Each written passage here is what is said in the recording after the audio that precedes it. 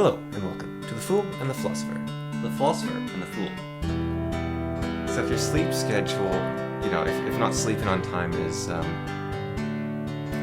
making it harder to do things, why not sleep on time? It sounds pleasant. No, it is. I do. I love that. That's why I asked you, what do you do? No, I get that it can be hard, but there's this XKCD where a guy has this server that keeps the entire internet going, and it's plugged into a power cable that's stretched across a very busy room. Yeah. And one of the office workers walks up and goes, "That's the entire internet?" Yep. And the cable is stretched across the entire room? Yep. What if someone trips on it? Why would anyone want to trip on a cable? It would hurt. Yeah. And what was the second? I was looking at housing prices, and like a trailer is like $250,000. I don't think. Okay, so, do you want to know one of the most distressing parts of my job? Is I go to houses. I've been to more houses than probably most people ever will be. At this point, I think I've been inside over 150 houses of complete strangers. And then add on, I don't know, like maybe the 50 houses of people I've known. So I've been in like 200 houses. Yeah. And I've been to all sorts of different houses. I've been to very big ritzy houses. I've been to houses on beautiful properties. I've been in trailer parks. I've been in basically crack houses that are going to get renovated to become a good house. And so the one thing that I came across is I was inside someone's trailer. And it was a taken care of trailer. They were doing some renovations. It had a little bit of extra space in it because the trailers here get built onto. That's definitely what happens to them. And so I'm in this place. I go through it, and then I was looking up house prices. And you're right, it's $250,000. And that trailer is maybe worth $80,000 in my actual estimate. Well, besides it's a place to live. And well, the funny thing is, if you compare, maybe you have a better idea of what, I don't know, what is your estimate based on? Like, what is the $80,000 based on? What you would be willing to pay? What should be paid? Right, but a trailer 20 years ago should have been, whatever the number would be, 40,000, 20,000. Yeah. So what makes the 80,000 is that's, you'd be like, yeah, I'd pay 80,000 for that. Yeah, basically. In an abstract sense, at the very least. Yeah. You'd be like, yeah, that seems, because I remember a full blown house that fit. It was kind of like two houses in one. This is the first housing price I ever really knew. And it was in a downtown location, and it was $100,000. Yeah. That was like a big house yard. And of course, that would have been about 22 years ago. Yeah. And so obviously inflation exists. But. Yeah, so a lot of houses in the downtown area across the river, a lot of them are quite similar in make. You go into them, they have a living room on the right, a kitchen behind that, they have a hallway. You go down the hallway, it's got 3 bedrooms and a bathroom, and it's 2 bedrooms, a master bedroom with an ensuite and a bathroom. Then it has a basement, and the basement has a utility room, and then usually it's kind of chaotic, fast being converted over time. Sometimes it's just big concrete rooms, sometimes there's bedrooms down there. That's the most typical layout of an old style 60s house. So when those houses were being sold, they were sold for about $60,000. Now, like you said, with inflation, if you calculate that, those houses were maybe $200,000. Yeah, I don't know. Well, keep going. Yep. And so that's what those houses were. And they're not brilliant houses, let's be perfectly honest. They've got major problems when they were first made. They ran on coal heat, so they're actually really warm when they ran on coal. But their walls are really thin. They have terrible circulation. There's a lot of problems with those buildings. But again, to bring them to our modern standard right now, with today's prices, if you start at a base of what those were to bring them up, it would maybe cost you $60,000 to bring them to full modern standard from where they are. And so that's relative to everything that's $160,000 is what those should be based on when they are built, and then upgrading them.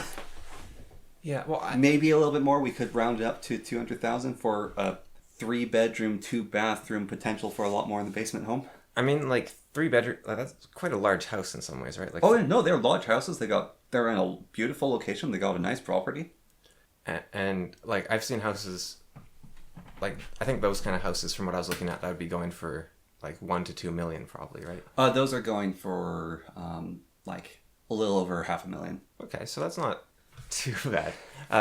I think one of the bigger issues might be like I think housing prices are obviously increasing, but I think it's the relative to wages is one of the issues there, and also just inflation in general making everything worth less is a bit of an issue. Except for houses, it's like houses have matched inflation and nothing else has. Also, rent's more expensive, so it's hard to build it back up, and food's more expensive, so you actually have to spend a decent amount of your wage on food. I wonder. So you're saying, actually, I remembered what I was asking earlier. So you were saying that you're annoyed at yourself for not being as productive with your time, but you were also saying that you don't have enough time to do the video a week roughly that you're doing right now, right? Yeah. Yeah.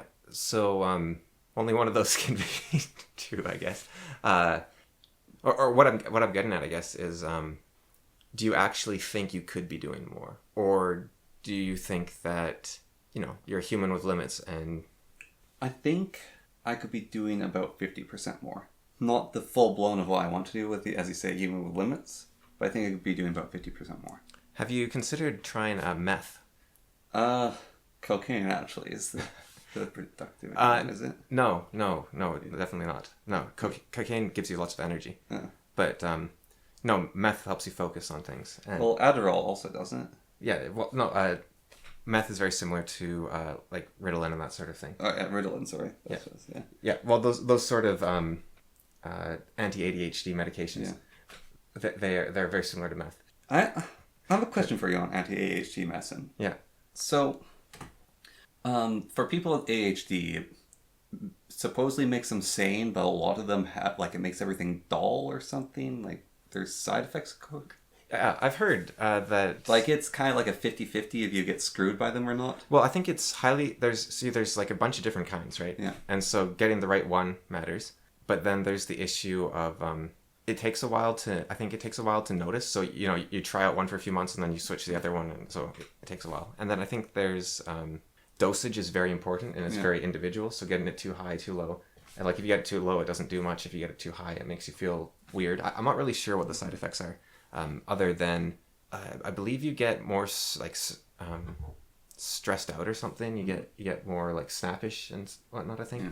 But I think ADHD also kind of can make you pretty strung out because with ADHD you have trouble sleeping and you have troubles focusing. And well, there's that whole thing of college students take Ritalin even though they're not ADHD, so they can focus better. Yeah.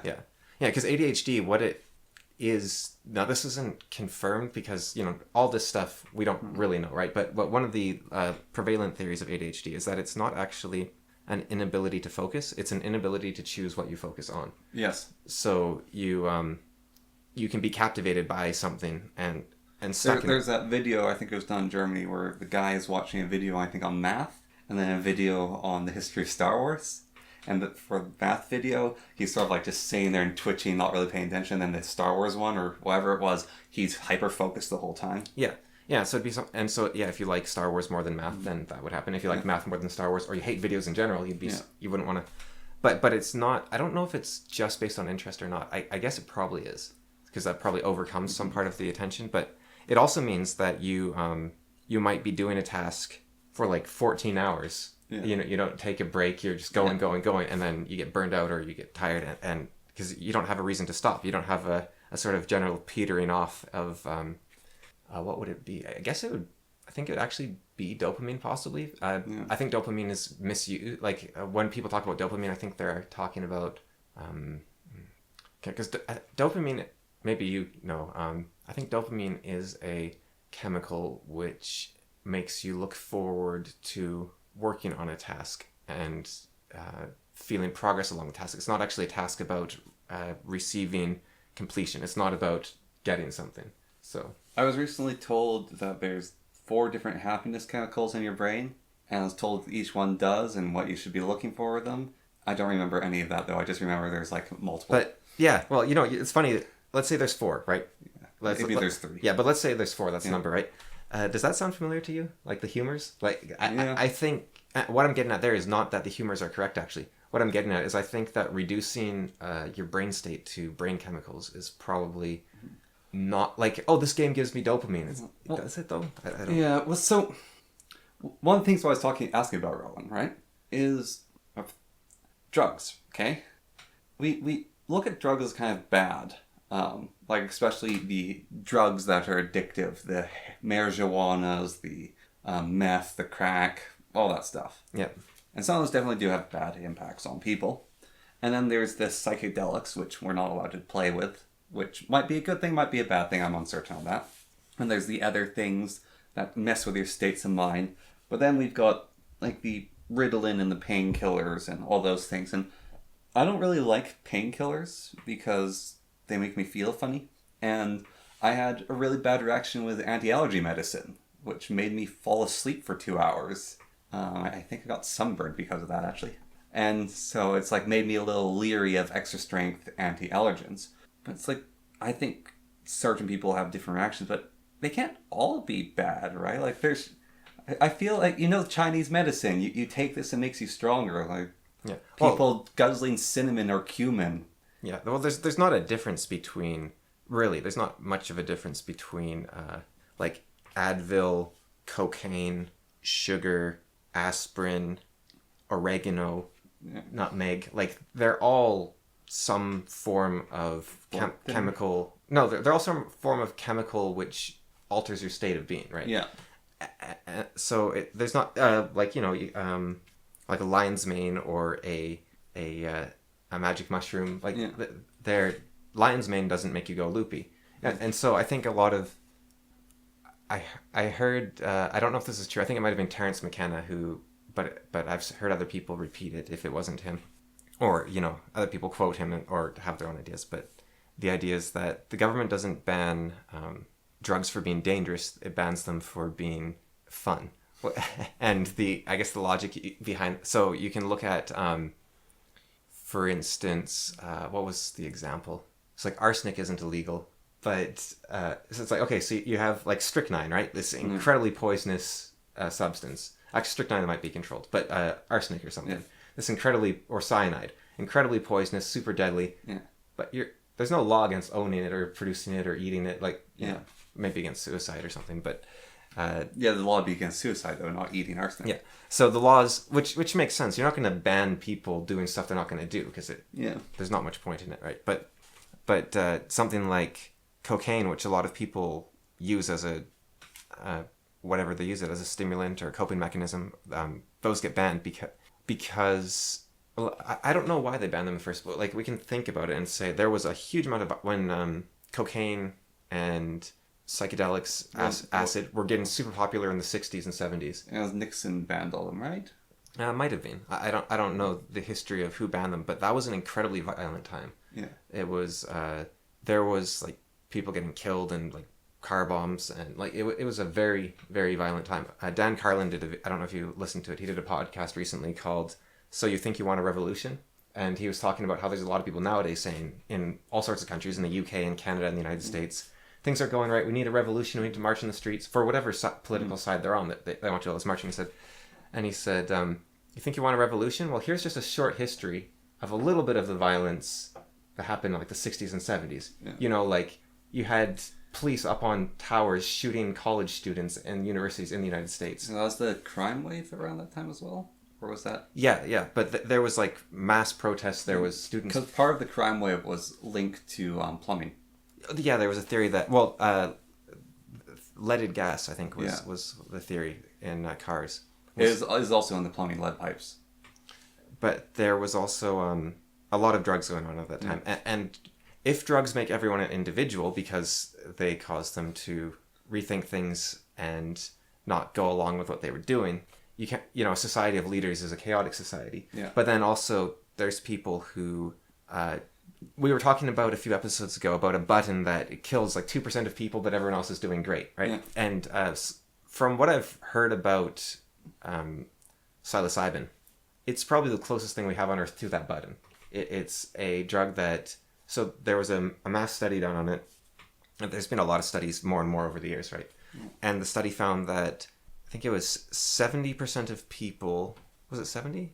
Or was it 30? Let's go with the low end and say it's 30. But it was like 30% of people had a permanent benefit from a single usage of it. Yeah. Like they had the single small dose, and then they talked to them 3-4 years later, and they're like, yeah, no, it's helped my life out. I still feel the effects. It still helped me. Yeah. Like they don't feel the effects of this hallucination, but the reordering of their map of the world, their mental structures, help them moving on forward. And then there was a group, let's say it was the 70% group. It might have actually been 70% said it was good, but then the other group was 30%. But that group said, no, it didn't do anything for me. But, it didn't do anything for me. Yeah. And that was that. So you think, okay, well then it seems like just give it to everyone. Put in the drinking water like fluoride, No brainer. But there are people, like even outside that study didn't have any negative side effects in it. But there is still anecdotes of people who take it once and it destroys their mind. It destroys their life. Yeah, well... Kind of like meditation. Yeah, there's a guy who does a podcast, I think, called the Flat Earth Podcast. I can't remember his name at the moment. He's a rather famous fellow. And he's considered a bit of a nut job. And what's interesting, if you look at his history, is basically I think he was studying economics or something in university, and everyone's like, oh, he's this really upstanding guy, he's really smart, like he has all these things about him. And then he kind of just went off the rails and started the Flat Earth Podcast, a bunch of conspiracies. And I heard one person's theory is, this guy was in college, he probably did some drugs that just broke his worldview. And so he just completely switched. I can't remember his name right now, unfortunately. I think it's... I'm not saying that that's what happened to the guy, that's just a theory, though. Yeah, no, but there's a guy, his name is like... Oh, what is it? It's like Harris Morrison or something. I can't remember his name right now. He's a regular on Joe Rogan podcast. He's also a writer for Vice magazine, or he does their video shows. And he's a massive drug advocate. Legalization advocate. Yeah. He's done basically every drug out there is. He's made most of them. And some of those are dangerous to make. It takes skill. Yeah, well, he's talked about how he said, I don't really I don't like alcohol. I think it's one of the worst drugs out there. It makes me feel terrible. Cocaine was boring. Didn't like that. Heroin, people say, oh, I'll do cocaine. I'll do meth. I'll do whatever. But I'm not going to do heroin. That's the ultimate drug. You feel so good. You'll never do anything else. Did heroin. I was like, it's okay. But I'd rather be doing psilocybin or marijuana, really. Because marijuana is so much more interesting. And because you feel much more, you're in a much nicer state. And then psilocybin, it's not a relaxing thing, but it's a journey. It's an experience, right? It's like a hero's journey type thing. That's what everyone says about psilocybin, basically. It puts you on a hero's journey. And so he's saying, those are much more interesting drugs. But, so I think he has a negative addictive personality. You might. Isn't it the case, though, that certain hallucinogens, like the experiments, can actually help people with addictions as well? I thought they're... Yeah. We're looking at hallucinogens now. It's helps most people microdosing on one drug. Yeah, psilocybin can help with all sorts of things. With depression. This other thing can help with chronic pain. Yeah, marijuana can help with chronic pain. Ketamine can help with depression. Yeah. And... I think psilocybin can also help with depression. Yeah, psilocybin can help with fear of death, actually. It can help with anxiety, fear of death. It can... From the descriptions of it, I think it might be able to... I'd be curious, because what everyone says is it basically destroys your ego, right? Yeah. And I'd be curious for cluster B type disorders if it would have a reinforcement effect, a destructive effect, or actually a beneficial effect. Maybe the people that get mentally exploded are cluster B. Yeah, well, I think there are people who make... or maybe psychopaths also get destroyed by it. But I think it might also not be useful to them, to cluster B types. Yeah. And my reason for that would be it's kind of enforced self-reflection, right? Mm. But cluster B, the sort of definition of cluster B is that no self-reflection at any cost, right?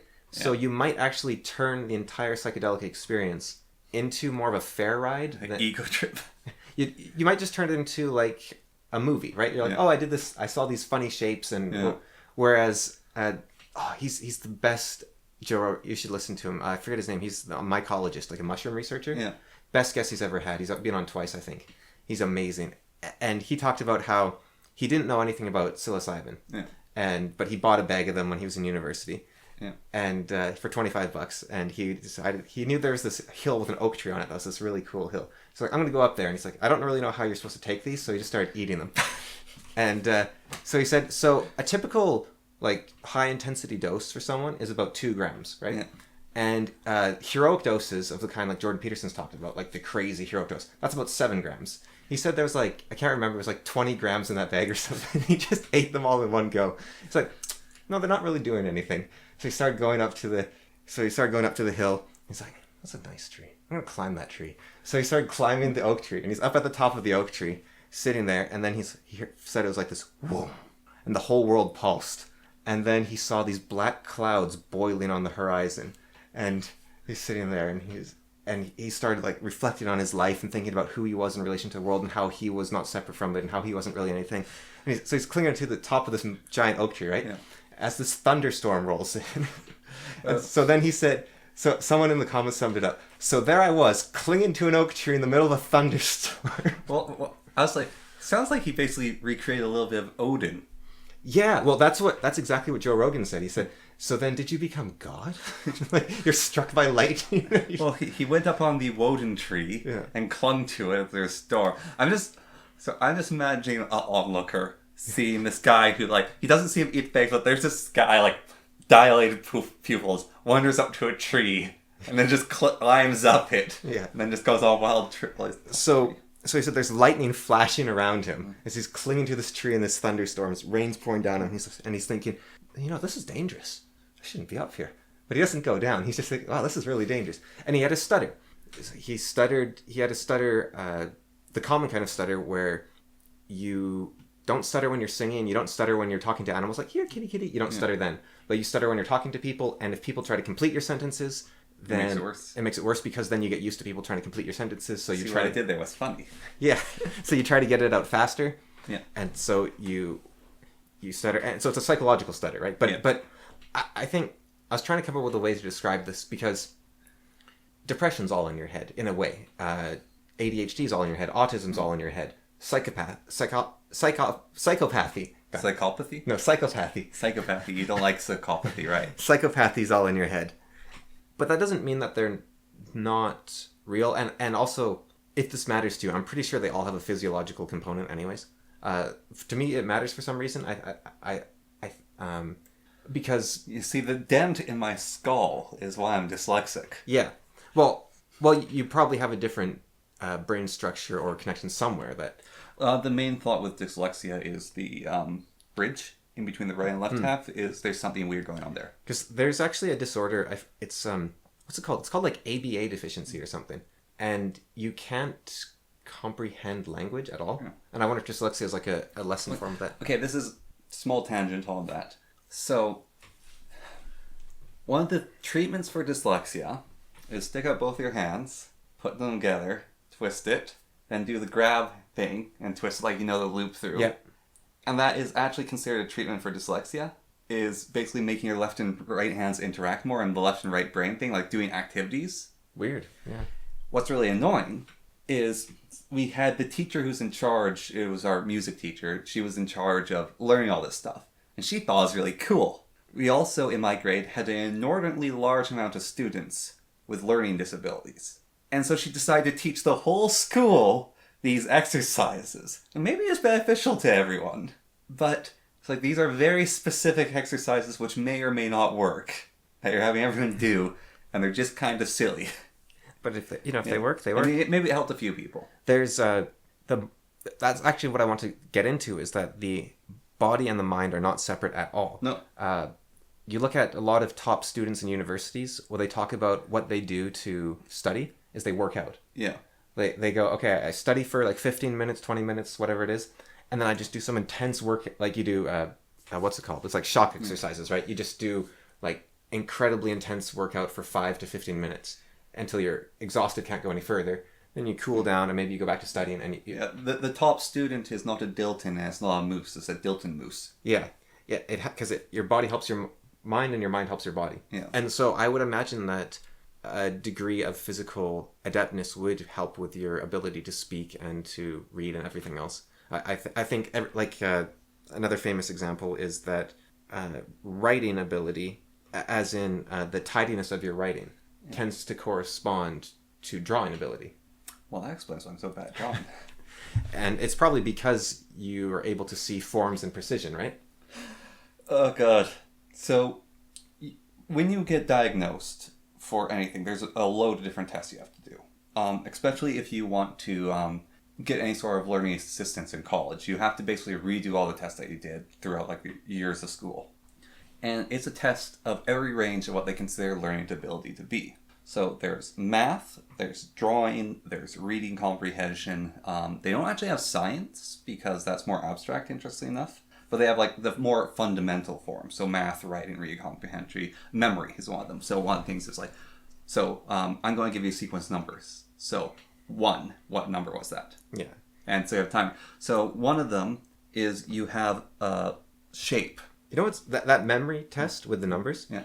I get like a completely average score on it, like maybe slightly below average. Yeah. And yet, you remember when I was playing Dragon Quest? Yeah. And I was able to do like 54 in a row or something, right? Yeah. So I don't think the tests fully encapsulate what a person can do. But, or maybe the problem was that you didn't get a reward in Dragon Quest. You know? well, one of the tests is they give you shapes. So it's a star. And so it's a star with a star on the inside and a star on the outside. So it's basically 2 stars, one smaller than the other. What you have to do is you have to draw inside of that. And they give you a comprehension of your accuracy comprehension. I have the accuracy comprehension of a first grader. And I did this test when I was 18. And this is, you have to draw like a star inside a star or something? Yeah, but you have to draw the shape and it can't touch the other lines. And it has to be like as straight as possible. And you're giving me a limited amount of space to work with. You know what's... And the psychologist who was testing me got really annoyed at me. Because at the time, that was when I was going to go to Lethbridge for art. And I said I want to do art stuff. And she got super annoyed at me. Because like, you are one of the best people I've ever tested at math. You are one of the worst people I've ever come across. Like, she said it much more nicely, but you can basically boil it down. You're one of the worst people I've ever tested when it comes to basically the fundamentals of artistic ability. Yeah. Why are you going to argue? Please do something involving math. You are so good at it. I want to do art, though. Okay, I have a theory, right? So when I am in pain, a lot of the time, it feels kind of like my nerves are all jumpy and wavy. Yeah. You might know the feeling, right? It feels like the location of pain, everything feels like... So my kinesthetic sense, right? Yeah. If I close my eyes, move my hand out, I can imagine... Like, this is where my index finger is. Bam, right there, right? Like, I know where it is. So it's a kinesthetic sense. With my eyes closed, I know exactly where my body is. But with pain, it becomes a bit more wavy, where it becomes like I'm off by like half a centimeter or something. Yeah. I don't quite know where my that injured thing is because the nerves are all jumpy. And when I try to play the piano when I'm in pain or when I'm tired or when I'm whatever it might be, I hit a lot of wrong keys because I don't quite know where my fingers are. And I have to concentrate much harder on my fingers to keep track of them. And I wonder if, dyslexia, it's actually the same thing, right? Like when I'm tired and I try to type, I just kind of spew out a bunch of letters in a random order. I've never been diagnosed as dyslexic. And even if I had some tendencies toward it, I don't think I would claim I was dyslexic, right? Because it's like, I think you have to actually have a point where it matters. Like, if everyone's on a spectrum, then... Pet peeve of mine. What, just everyone saying I'm dyslexic? Yeah. Yeah. It's like, no. You're lazy. Well, no. It is probably on a spectrum. It definitely is. But there's a difference between I have trouble spelling and I'm like 2 grades below my reading level versus you who couldn't read until you were...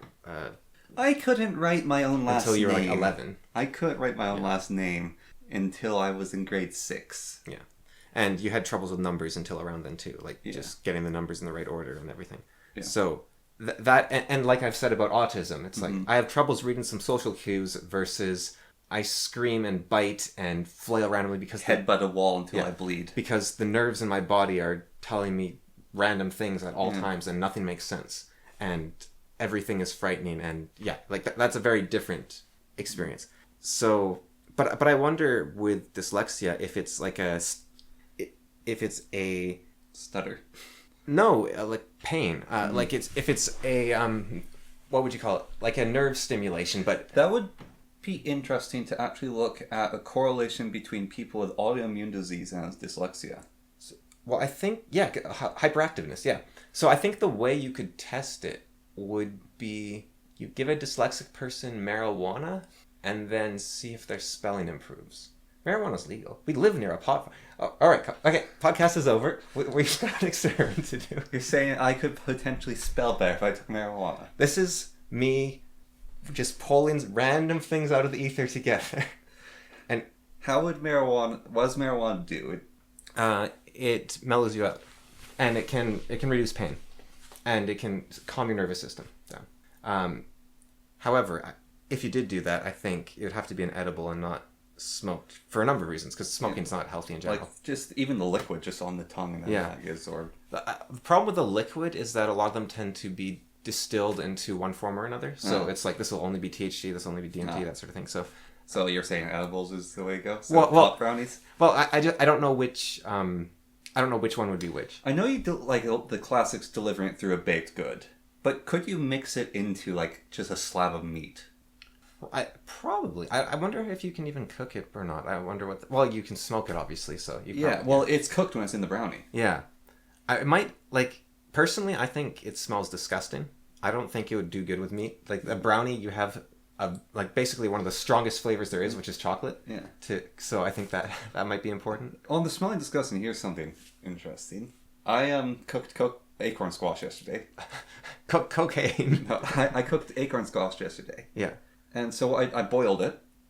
So I skinned it, I boiled it, then I threw it into a frying pan and cooked it with meat. Yeah. And the whole time it smelled absolutely revolting. I couldn't stand the smell of it.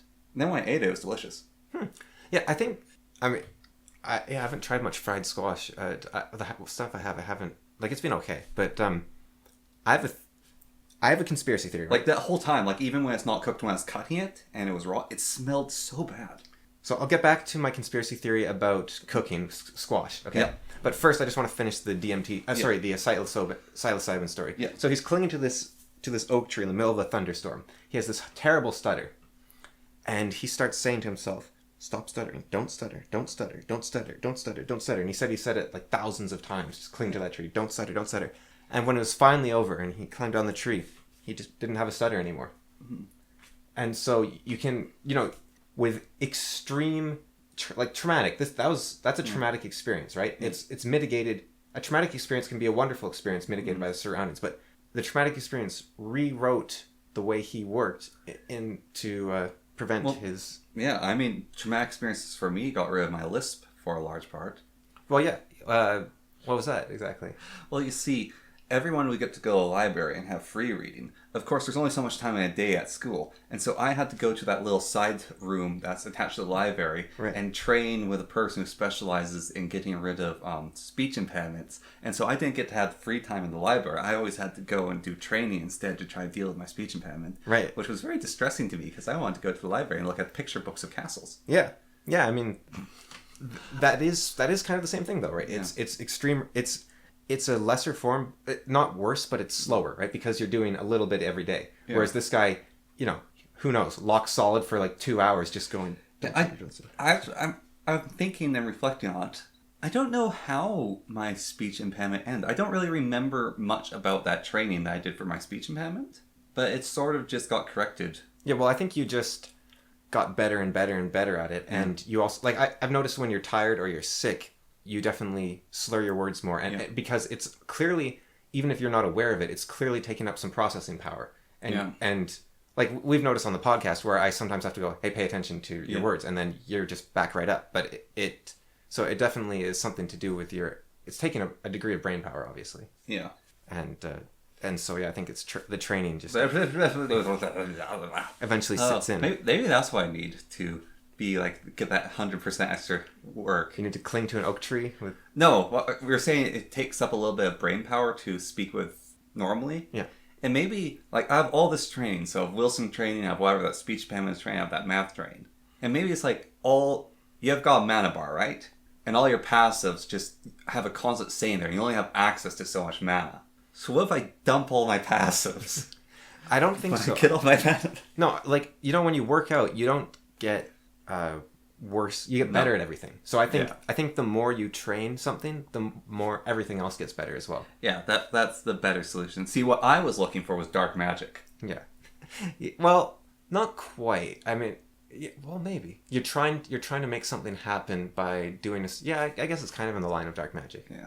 Yeah. Okay. So my conspiracy theory with squash, and so there's I forget the company's name, but their motto is "It's going to be great." They're they're a spice company of some sort, Clubhouse Spice, I think it might be, and their ads show someone cooking up a great big stir fry, and they're chopping up ingredients, they're putting in the frying pan, and they use the Clubhouse Spice, and it's going to be great. It's going to be your kids are going to come home from school, and it's going to be great. Your wife's coming home from work, it's going to be great. Whatever, If you pay attention to ads, cooking ads when you watch them, you'll notice that the recipes they do are always complicated recipes.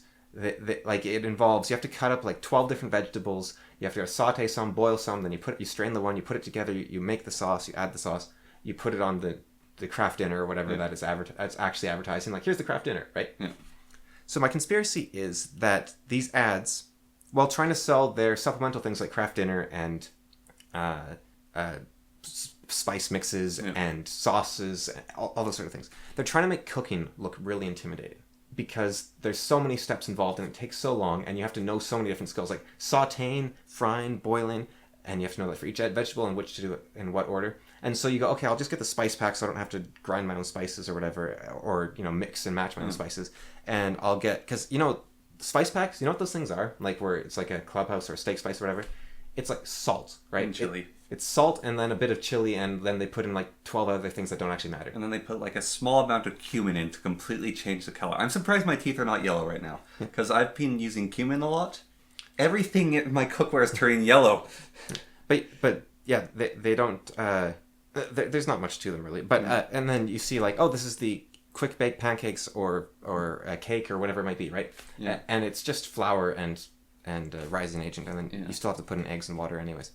So I think the secret to cooking for yourself and eating healthy, obviously you want to make a fancy stroganoff, chop them up, saute it, go for it. Awesome. Press your own noodles, cook them, all that. Yeah. Awesome. But I think what you do, like let's say you're baking acorn squash, right? Yeah. Who wants to eat an acorn squash? I want to eat potato chips or something, right? What you do is you cut it in half, you scoop it out, you stick it in the oven, you don't think about it for an hour. Okay, on. And then you're done. It's cooked. You don't have to peel, because peeling a squash is annoying. They're lumpy. I peeled it with a knife. But yeah, it is annoying. No, but all you have to do, whack it in half, scoop it out, you're done. Yeah. And actually, you can eat most squash skins of the. Okay, so there's they're poisonous. So there's winter squash and there's summer squash. Yeah. One of them's okay. One of them's poisonous. I don't want to make any definitive claims because I don't remember which one's which. But acorn squash, butternut squash, and spaghetti squash, you can eat all those skins. Yeah. The only ones of those you want to eat is the butternut squash, because all the others are pretty tough. But you can eat all of them. You can also eat any of them raw. I feel like boiling, like it gets soft very fast when you boil it. I wonder if the skin would soften up. Yeah, it does. You can also. Well, I'm wondering, instead of skinning it next time, if I could just cut it in half, scoop it out, boil it, and then basically go and just pull the skin off as a whole thing. They kind of fall apart when you do that. But you can peel it off if you do that. Yeah. But it'll get soggy, I think. So depends. I don't mind the skin getting soggy. Yeah. No, I mean the squash itself will go a little soggy. But I don't mind it going soggy. But if you're you don't need to remove the skin to cook it. Yeah. And once it's cooked, you can eat it out of the skin. You don't have to. The skin doesn't need to be removed at any step of the process, right?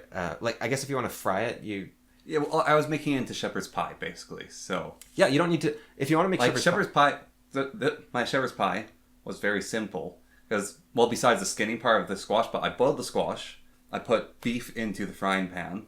I then added the squash to it. I threw a bunch of peas into the blender. Add boiling water to that. Blend it. Poured that in. Mixed the whole thing. Added salt, and that was my shepherd's pie. Yeah. Okay. So if you want to do shepherd's pie with squash, just bake it. Like, just do what I said. Cut it in half, scoop it out, bake it. It'll go super soft. Then you can scoop it directly out of the skin. Yeah. And you have basically mashed potato consistency right then and there. Yeah. You just cook it for about an hour. And then you just scoop it out. Bam, you're done. And a meal, like you said, 3 ingredients basically, right? Yeah. Like a vegetable, a carb, and meat. And Yeah. obviously, whatever you like, you can throw in more than that. Yeah. But and salt and cumin. So it's 5 ingredients I have there. yeah, but all you really need to, and I did my spice rant a few episodes ago, but like really, although if you're Canadian, add salt. Well, add salt if you're eating only produce. Yeah. Because we don't have iodine in our soil, so our food doesn't give us iodine naturally. So you need it from somewhere, and even our fish don't have it so much, I think. So yeah, it's a bit tricky. But I know you went on your rant, and my whole thing about drugs earlier. well, it's my rant, not yours, right? You can take as much cumin as you want. Well, the reason why I'm taking the cumin is I was saying, why isn't there drugs that give you superpowers? Apparently, cumin gives you superpowers, so that's why I'm eating it. So if you I'm eating. You know that scene in The Hanson Brothers where the guy's boiling in medicine for like a year? That's why I'm eating cumin. All right, you want the list of superpower drugs I know of then for that sort of thing? Okay, so turkey tail mushroom, lion's mane mushrooms, and these are both legal. Like you can get. Okay, this is something that the mushroom guy talked about this stuff, right? He said cook all mushrooms. Yeah. And I didn't know this. Portobello mushrooms. He didn't talk about this, but he refused to talk about it, and because he said if you're going to eat portobello mushrooms, make sure to cook them at high temperature, cook them good. And Joe Rogan was like, "What? Why?" He's like, "It could put my life in danger, so I'm not going to talk about it." What? And so there was this huge amount of speculation on the internet, tons of people trying to figure out what was going on. There's 2 main theories. So the first, which I think is a bit less likely, there is a chemical in portobello mushrooms, like the most common mushroom on Earth, right? Yeah. Which you can extract to make rocket fuel. So you can make high-powered explosives with portobello mushrooms, basically. But it's like, I think it's like 5 kilograms to a gram or something, or like. So you need like 50 or 500 grams of portobello mushrooms to make a mid-sized like explosive. And there's you can make napalm. You just get some gas. Like you can make it's much easier to do it other ways, right? Yeah. Fertilizer. Yeah. Like maybe you don't get as high yield, but who cares? Just go for bulk, right? If you were going for that, I think thermite's even fairly easy to make or something. I don't know how, but I think. Well, the Anarchist Cookbook, which is illegal. It might be, and it also might be illegal to give specifics on YouTube about it. I'm not sure. I haven't read it. I just know about it, but it's like how you make bombs. Is it? Yeah, and like from simple household ingredients. Yeah. And actually, if you read, well, I mean, I've made a bomb on YouTube by accident. But I made a poisonous bomb. Well, you've made like you're not doing like well, even like mustard gas and stuff like that. Which is kind of what you did. You did chlorine gas, I think, right? Yeah. Yeah. No, here's the thing. The reaction I did, I know 3 more steps that I could do to make a much more dangerous bomb. Yeah. Or if you could do and I know these steps because when you're cleaning, these are the instructions on how to not kill yourself. Yeah. Well, Fight Club actually tells you how to make napalm in the very start of the book. I don't know if the movie does it, but the book does. So it's out. The information's out there. It's very easy to do. But that's the one theory is that these mushrooms you can grow in large quantities and produce rocket fuel. And maybe another part of that could just be maybe they have more of this chemical than people are aware. And so that's the secret. It's like, no, you don't need to grow 500 kilograms. Why do you need to cook them, though? Well, so that's where the second... Yeah. Well, he says you should cook all mushrooms. Yeah. Because when he... Like, seriously, he's worth listening to. Mushrooms are the most powerful creatures on Earth. Like, it's... They can mind control ants. That's like the tiniest... So he was talking about, like, a single mushroom colony, right?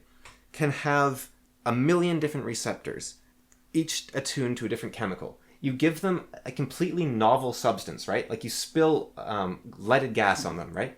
And these 1 million receptors will touch it. And then they have like little micro lab factories in them, right? Yeah. And they'll figure out a way to digest this leaded gas. And then if any of these receptors of the mushroom figure it out, they can tell every other mushroom, this is how you do it. And then boom, it can eat anything. A slime mold's a mushroom, right? It might be. I'm not sure.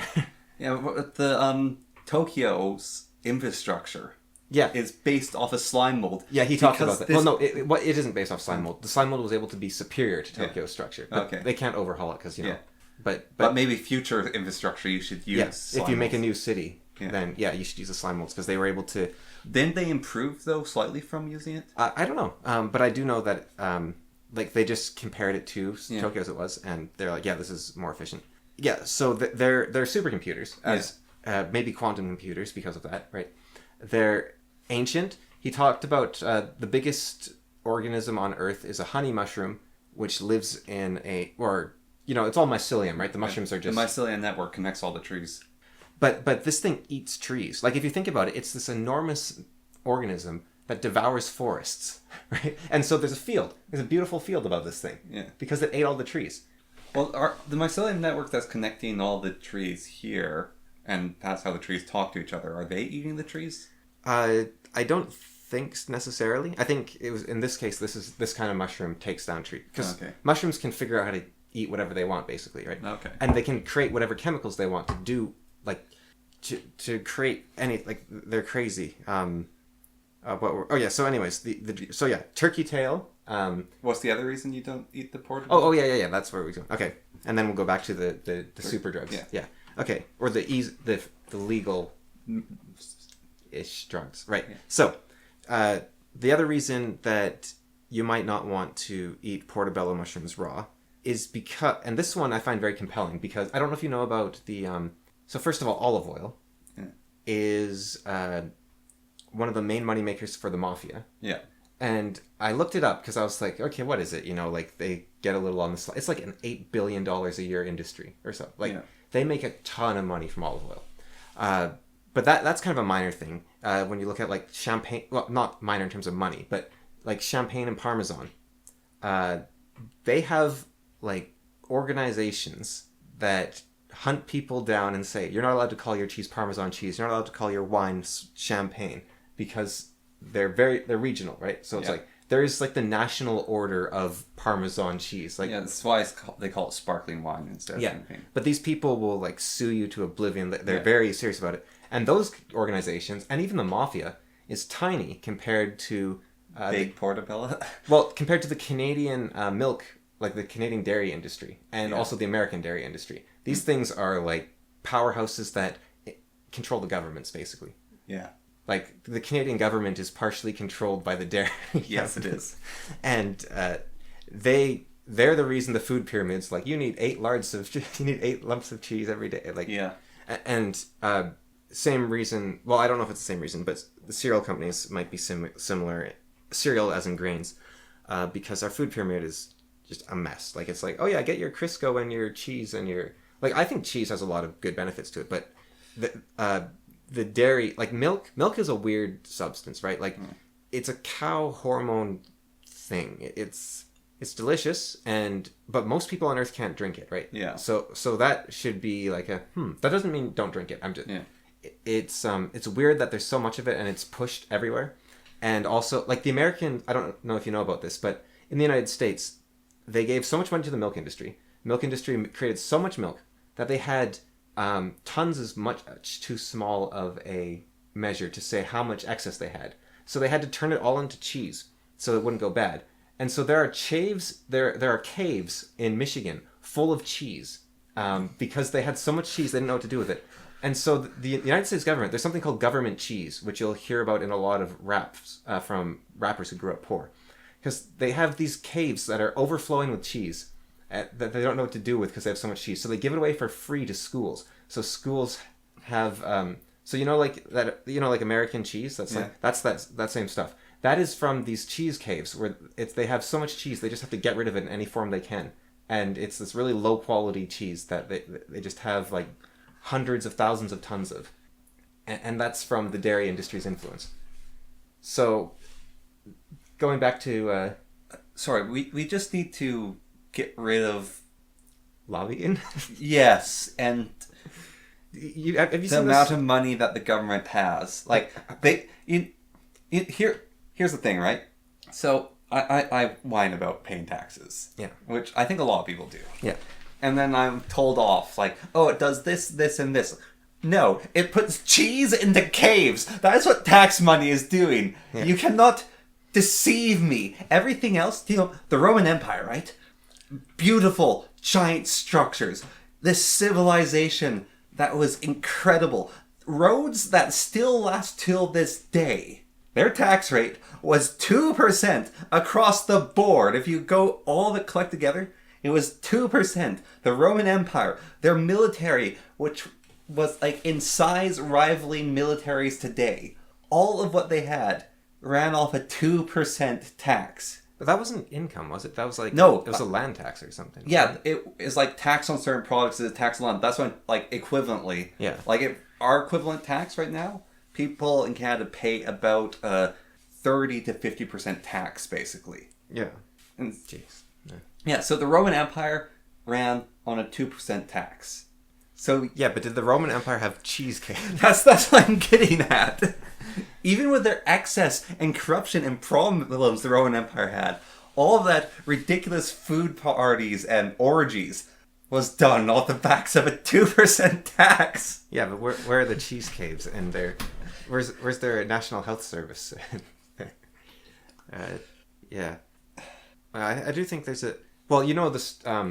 What? But reduce it to a 10% tax and we don't have the cheesecakes. You know the story about... like, military is really expensive. Like a rocket, like an anti-missile missile. Yeah, those are like $250,000 or $500,000 or yeah, something. like that. Those are very expensive, but even then... But you know the story? There was a guy, he did a survey of the people in charge of the British Navy. Mm-hmm. And like in the government, the people in charge of the British Navy. So at the height of the British Empire, shortly before the height of the British Empire, when their navy was the largest it ever was, right? There was one guy in charge of the navy.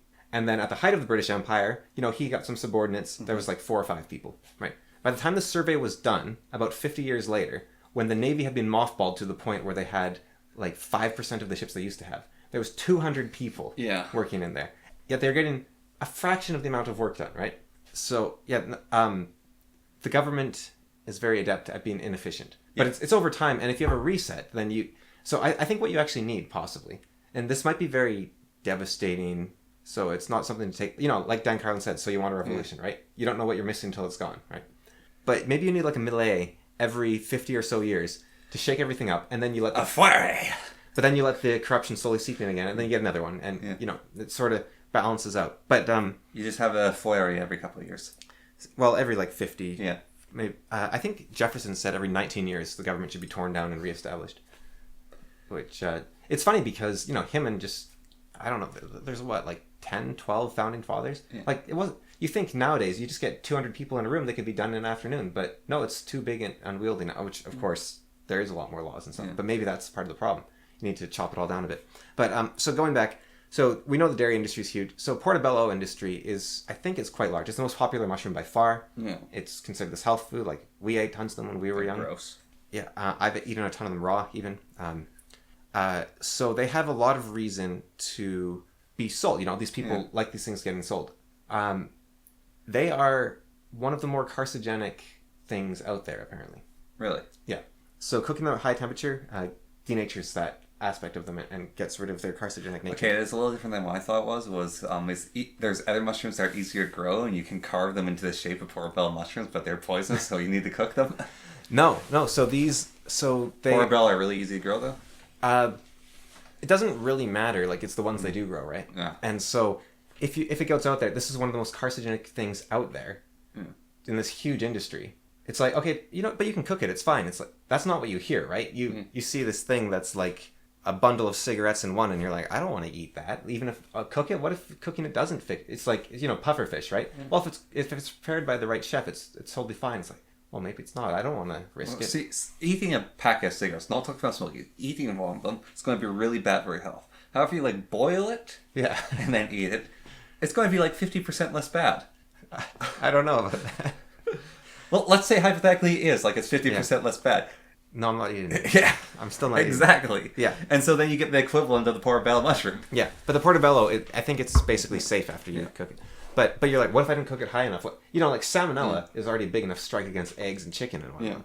Yeah. Although it doesn't really seem to matter that much. So he might be overly paranoid. However, he had a partner who was, I think, a bit of a portobellos are, you know, dangerous, that sort of thing. He was another mycologist.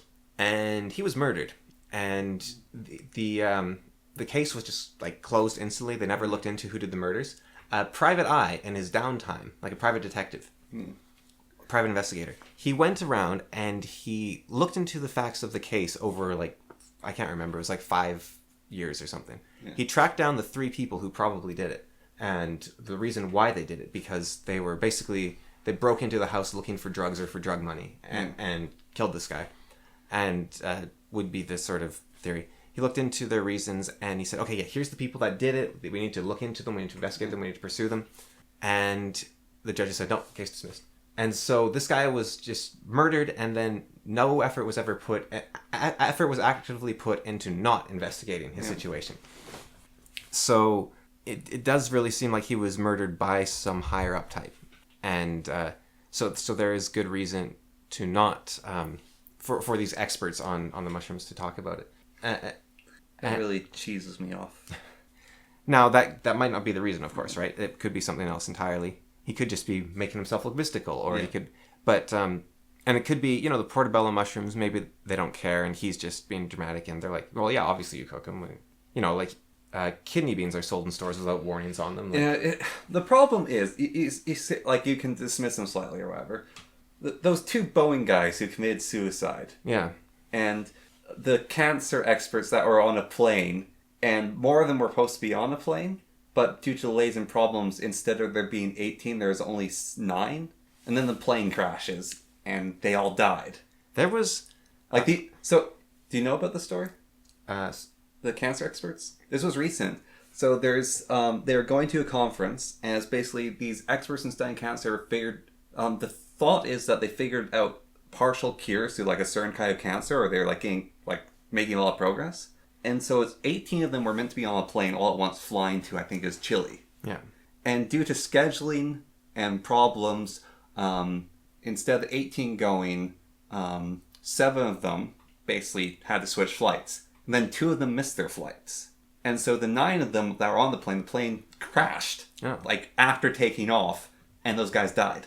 Well, they should get some dead man switches out there or something, Well, it's the same case of the people who know the recipe to Coca-Cola. Yeah. Aren't allowed on the same plane. Right, yeah. Yeah, do that with the cancer people. But actually, so the president and the vice president, and then the guy who's third in line, aren't actually allowed to be in the same building. You have the vice president and the president in the same building. You can have the president and the third in line in the same building. But the guy who's the vice president isn't actually allowed to be near the 2 of them.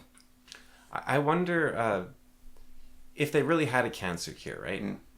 Why would they need to be the ones that have the information? Why wouldn't you immediately put that on YouTube or something, right? Yeah. Now, that said, I think we already kind of know.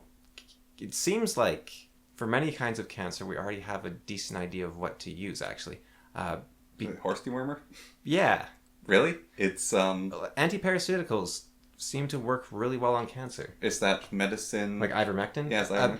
Ivermectin, fenbendazole, menbendazole, all of them. They seem to work really well on cancer. And the reasoning behind it is... there's studies about this stuff. And the reasoning behind it is that they are...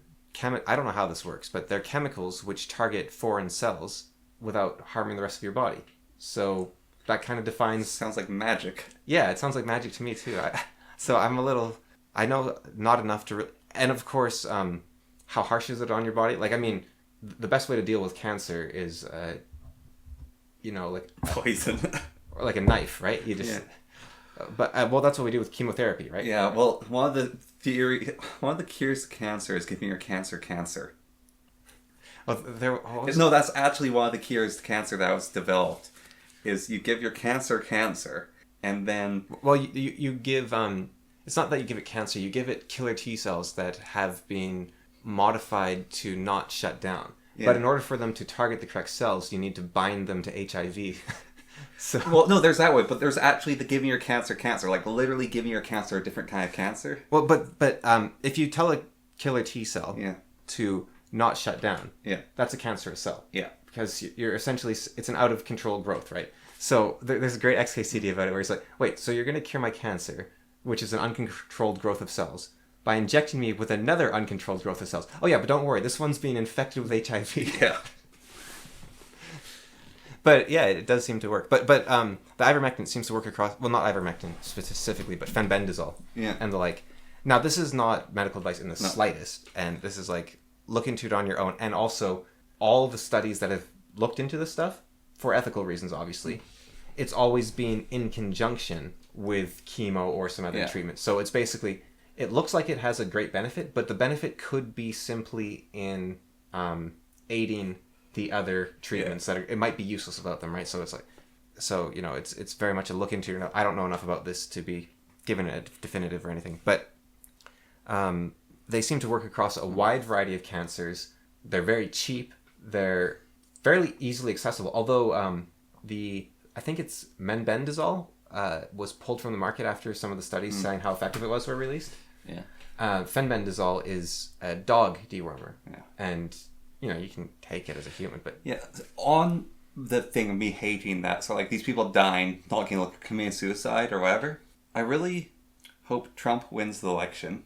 Not to date this video. It's not based on Trump, but it's because he's allied himself with RFK Jr. And the man is a nutcase. Did you hear he cut the head off a whale with a chainsaw? Apparently. The more I hear about this guy, the more I like him. Yeah, so the man's a nutcase. Yeah. But he's a nutcase with an axe to grind. Yeah, because the chainsaw went dull. Well, his uncle and his dad were assassinated. Yeah, well, it was never... More than that, I think. Like, hasn't his whole family basically died? Like, it's ridiculous. He has a very big family. He has a lot of siblings. Yeah, but, like, all the Kennedys have died. Like, it's ridiculous. Yeah, but like, the major ones is his dad was assassinated and his uncle was assassinated. Yeah. He is an environmentalist who has successfully battled companies to make rivers cleaner. Like, companies that actually do that. Oh, I'm a big evil company. I'm going to dump chemicals in the water. Yeah. And he's made these companies suffer for that, and he's cleared up the water in those lakes. He is extremely health conscious, even if he's a little insane while being insanely health conscious. He's an actual wacko environmentalist. He's not like there's CO2 in the atmosphere. It's like, you know, I really don't like highways because, like, I'm putting words in his mouth. I don't like highways because they're ugly and they ruin natural beauty. Yeah. He's that sort of environmentalist. Or he's the, you know, I could support a factory farm, or I could just take a hunk off that roadkill and then yeah. And he doesn't actually seem that crazy. No, really. Like compared to, you know, people in the north, and like, you know, if you're not a city person, then I think he's a bit more. He's still a little extreme, but he's less so, I think. Yeah, but anyways, and Trump has allied himself to put him in charge of trying to fix the United States health problems. It's destroy the food pyramid. Empty the cheese caves. Even if he doesn't actually fix anything, I would be happy if he grabs the health industry and food industry as it is by the ankles, flips them upside down and shakes their pockets out. Yeah. Just to see what falls out. Like, that's what I want him to do. Yeah, unfortunately I haven't seen many talks with him to really get a feel for him, but... well, he's very annoying to listen to. But what I've heard from him... He should take, Yeah, that's what Scott Adams did. Oh, he should take Psilocybin. Yeah, he should take Psilocybin, and then he... Cling to the top of a tree. And say, stop being all gravelly, stop being all gravelly. Yeah, well, that is actually another psychological condition, what he has. Yeah. It's not he's all gravelly, he's warbling his voice. Like, when Scott Adams described it, he said it was impossible to make sound unless he put on a certain pitch of voice. So he had to speak in a really high-pitched, squeaky voice, basically. It's the same thing. And the way he fixed it was actually through motor movements of his hand. So again, there's links everywhere, right? Reflexology. And then Scott Adams actually, the reason that worked was because I think he knew to do that was he lost the ability to draw for a while. He had that same condition, but in his hands, basically. So if he moved his hand near a paper, he couldn't do it. Like, his hand would just refuse to act. So I think he had... How did he say he fixed it? I think he had to change the medium. Like, he had to draw on something else and then, like, sneak up to the... Sorry, you're just saying... I don't know if this came in my head, but you're saying repeated more movements. And it's just there with his girlfriend groping her. Don't make it came into my head. But that was his cure. No, it was finding a new pathway to get to the same result, basically. Yeah. So, so cook the mushrooms. There's turkey tail, there's lion's mane. And then there's vitamin D, I think, is one of those things that'll perk you right up if you're lacking it. Probably am. We're in North America. I am suspicious of all supplements to some degree, but these ones, to me, seem to be the safest and most effective for a lot of things, right? I I don't know anything about lion's mane or turkey tail, but I've just heard things and read things about both of them that are quite impressive. Turkey tail, I've heard more impressive things about. However, I have read less about that being true. So that one's more hearsay, but I've heard more impressive things about it. Lion's mane, people say kale and Swiss chard's amazing, but when we look at like lion's mane and turkey tail, the stuff they say is like people who took antibiotics or chemotherapy recovered faster from the downsides, or people who got COVID vaccines had a better immune response and recovered faster from the negative effects of COVID. Possibly they also had just better immunity to COVID in general without the vaccine, although the study didn't test that for obvious reasons. Didn't want to get yelled at, probably. Lion's mane, it's supposed to be good with all sorts, like Alzheimer's. There's been cases of people supposedly having Alzheimer's reduced or reversed. It's supposed to be good with depression. It's supposed to be good with anxiety. So the reason why I take cumin is it's anti-inflammatory, and I have arthritis. And arthritis is an inflammatory disease. So is broccoli. Yeah. Well, I also eat broccoli. And cherries. And ice cubes. Yeah. Now, it's an experiment for me. Like, if it works, it works. Yeah, it's like I really like the psilocybin is another one I was going to add. Actually, that's the one you don't want to take all the time, but it's one of those. It seems to have very long-term benefits with very little drawbacks. Yeah. Right now, all these things can have drawbacks to certain people. Meditation is the example, right, where everyone says do meditation, but there's actually a lot of there's not a lot, but there's people that have had their lives destroyed by meditation. People have been driven suicidal by meditation, and I think it's worth experimenting with these things as long as you think you're like if you try a tiny bit of cumin and suddenly your eyes start bleeding, it's like, well, maybe don't try it a second time. Just leave off. What you said there, maybe your eyes will start bleeding. So in America, I get these ads and they disgust me actually. And it's ads for like Tums or things that calm your stomach. The advertisements make me feel ill, and it's like an ad of like this guy's eating like a bunch of Mexican food or whatever. It's like, oh, his stomach's all right. Like, take the Tums to calm your stomach down. Sorry, his stomach is what? It's like getting all uppity, and he like feels like he's going to get IBS or whatever. Yeah, it's like, take a Tums to calm your stomach. Stop eating that food, you moron! Yeah, I've seen Sensodyne ads like that as well, where they say it's like that sort of ad, but just you want to keep eating acidic and sugary food? Yeah, go ahead, just use Sensodyne toothpaste, right? And I do think that's the same thing with a lot of like you hear what's his name, Ray Kurzweil. He's the AI researcher. He's been on this supplemental diet of like 72 supplements and vitamins for like 50 years. He's 69, I think, and he looks like a wreck. And it's like he's taking all these health beneficial things, and it's like maybe you should just be living a healthier life rather than taking all these supplements. Now, to his credit, he looks and sounds like a wreck, and he's not that old, really. Like he's maybe mid-70s oldest, right? But if you look at his family tree, like he is basically the oldest person in his family. Like his family has terrible genetics, basically. Yeah. So it could be that he is like they did do all the work, and it's just he's fighting an uphill battle. But until I started doing the elimination diet, there's two things that I thought were a factor of life, which is going to the bathroom was painful, and that I had a weird mental insomnia. And you were impacted by my insomnia, unfortunately. Which is, I literally had a mental tick of when I would go to bed, I'd have to get up and go to the bathroom about 6 to 12 times. Yeah. Every night. And it affected our whole family. And I did mental things to slowly overcome it, to reduce the number down to maybe 3 times. And later in life, I reduced it down to about once or twice. And then it went away. Yeah. And I thought it was a mental thing, fix it went away. And then I was like, for a treat for myself, because I was like, I was having smoothies, but my smoothie was literally putting blueberries into a blender and adding water and blending it. Yeah. And my dad's like, that's not a smoothie. Smoothie has to have something more. It's like, you know what? Smoothies can have something more. And so I bought a bunch of, I think it was pecans? Or it is some sort, it's the nut that you think are peanuts but aren't peanuts. Macadamia, no, cashews. Yeah, cashews. Yeah. Yeah, so I bought a bag of cashews. And they're like organic roasted cashews, no additives whatsoever. And I add them to my smoothie. I also just love cashews, so I was just eating them as a snack or whatever, and it's like, oh, this is a good snack. It's like moderately healthy. Of all the nuts and seeds, they don't affect my throat because a lot of those affect my throat, but cashews don't. And then the mental insomnia of having to go to the bathroom started again. And I realized it wasn't a mental problem. It was literally something in the cashews irritates my bladder and urethra to make it in constant pain. And that constant pain makes it so you think you have to go to the bathroom because when your bladder is full, it gets irritated. But if you just have an irritated bladder, it makes you think you have to go to the bathroom even when you don't. Yeah. And so that's like one part. And then like other certain foods make other parts of going to the bathroom a very uncomfortable, very painful experience for me.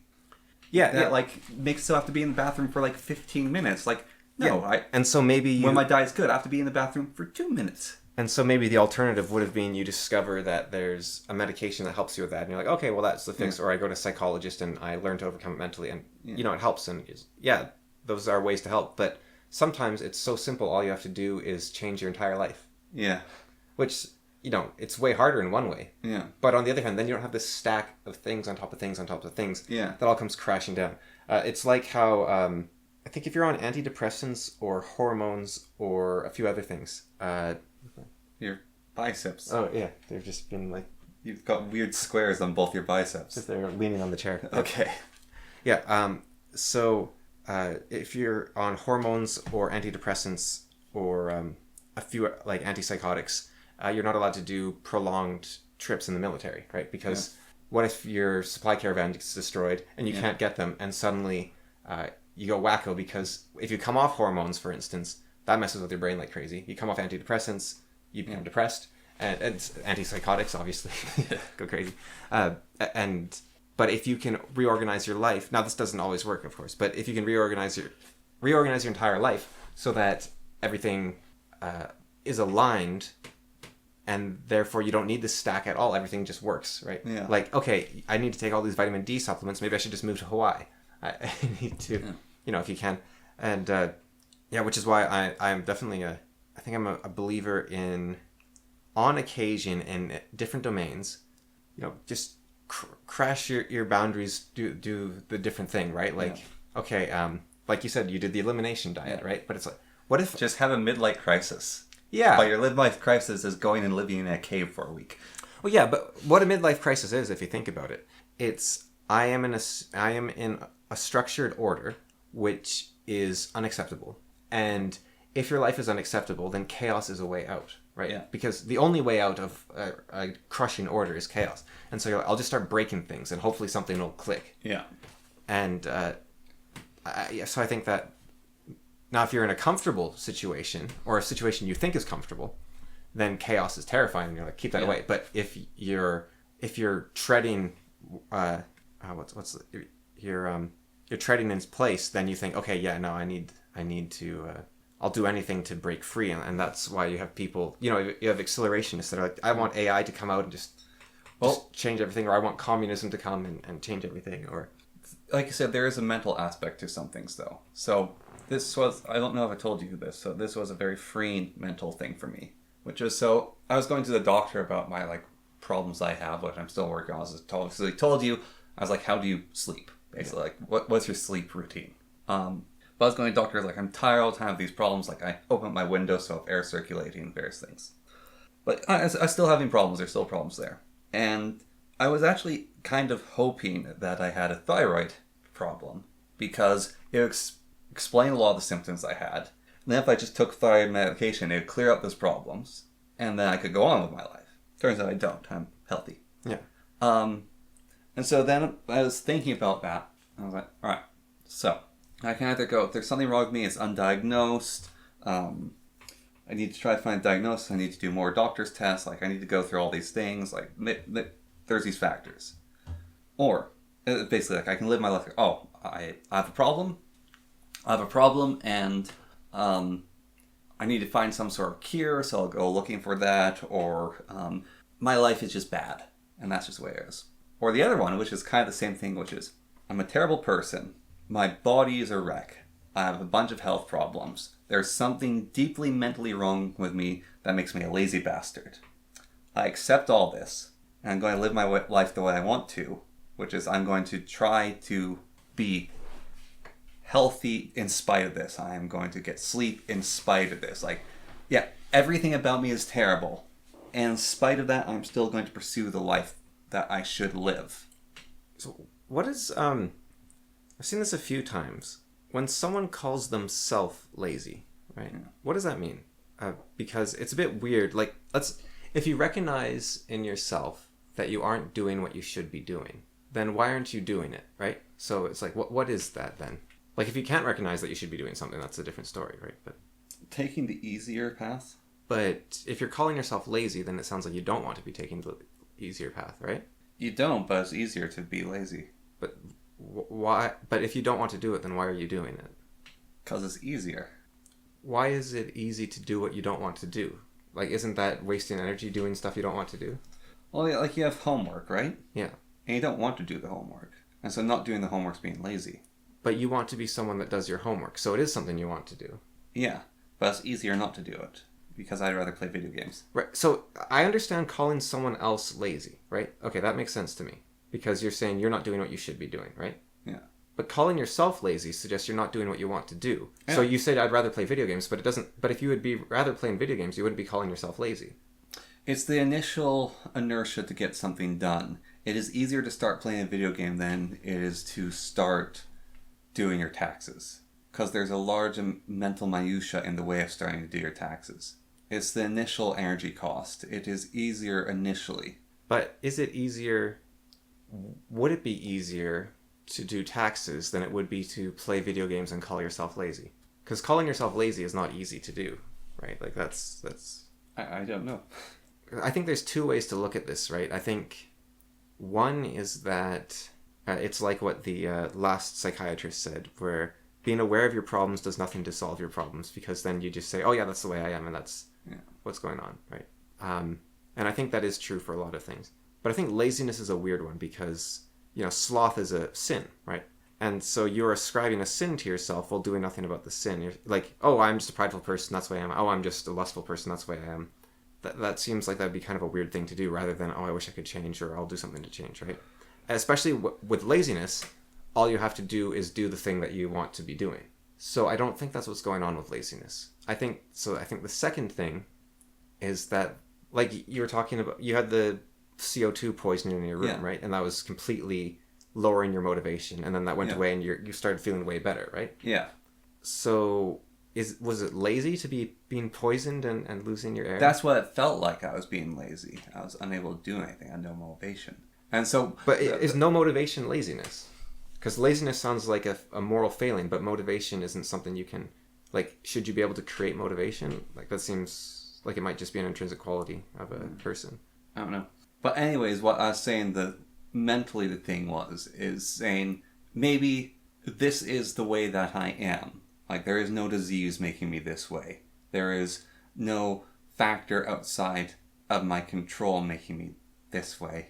Well, I guess it is. I'm the way that I am. It is not something like I have cancer or whatever.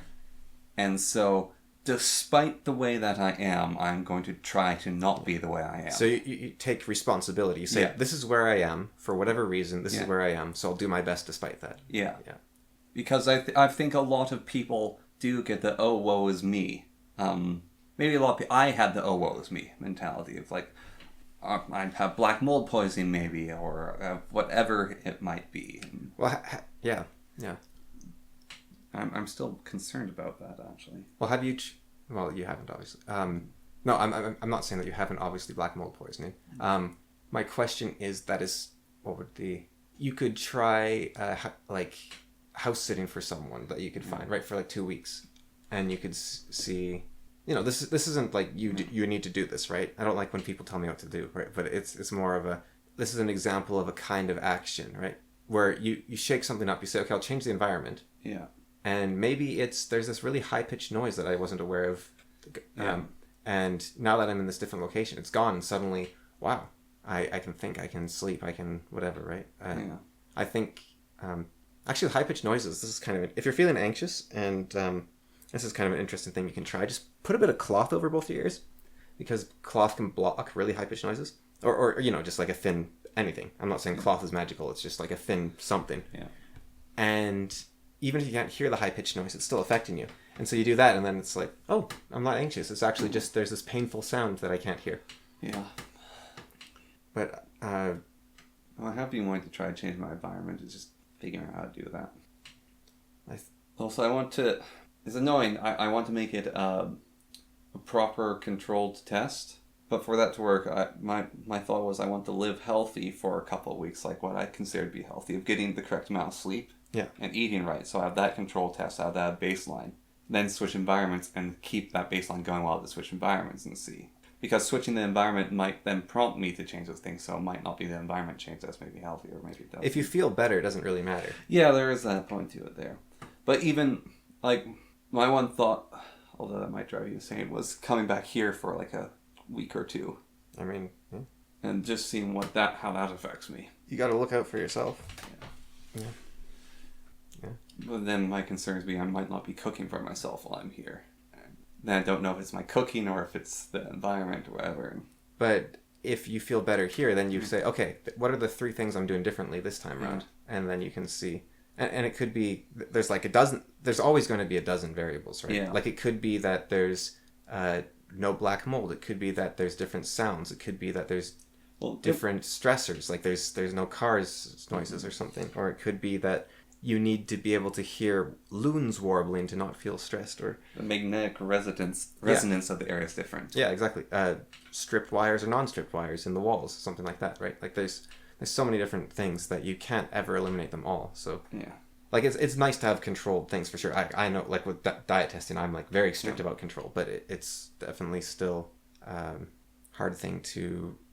You can never get it fully perfect, but you can circle around it. You can say, okay, if you just go to one of the thoughts, like you said, lack of motivation is what you're describing laziest, and maybe me not getting the correct sleep and not having the effort to put more work into cooking for myself, is there's a different factor going on there.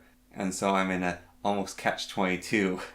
Yeah, so you said you wanted to try like eating healthy and sleeping good for like 2 weeks or something, right? Could I give some possible tips on eating healthy? Yeah. I'll give you a moment to think about it. No, you can. I'll give you a moment to think about it. Because me personally, unsolicited advice is useless advice. I am actively looking for advice. Okay. So I think the easiest thing for eating healthy is probably making it impossible to eat unhealthy. So, only buy, meat, squash, potatoes, broccoli. Don't have I don't know what the example would be. Don't have a tiramisu. Well, obviously, you probably don't do that already, but don't have like a tiramisu waiting for you in the... See, the problem is there's a 5-minute walk to a tiramisu shop. Yeah. But if you don't... Well, I mean, that's another reason why location can matter, right?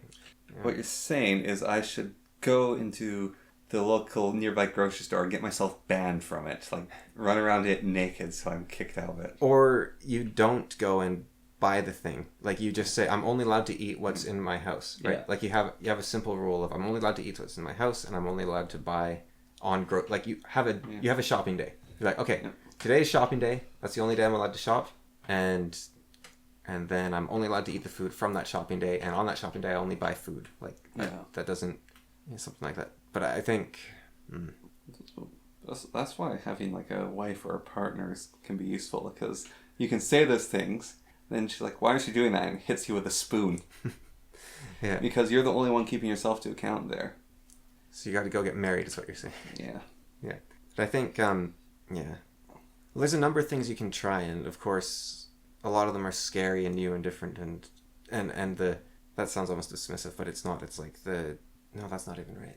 Because obviously, like, you want to try the diet and or not the diet, but the healthy diet and the sleeping and have you had a healthy diet and good sleep schedule for months in a row before? And I don't think so.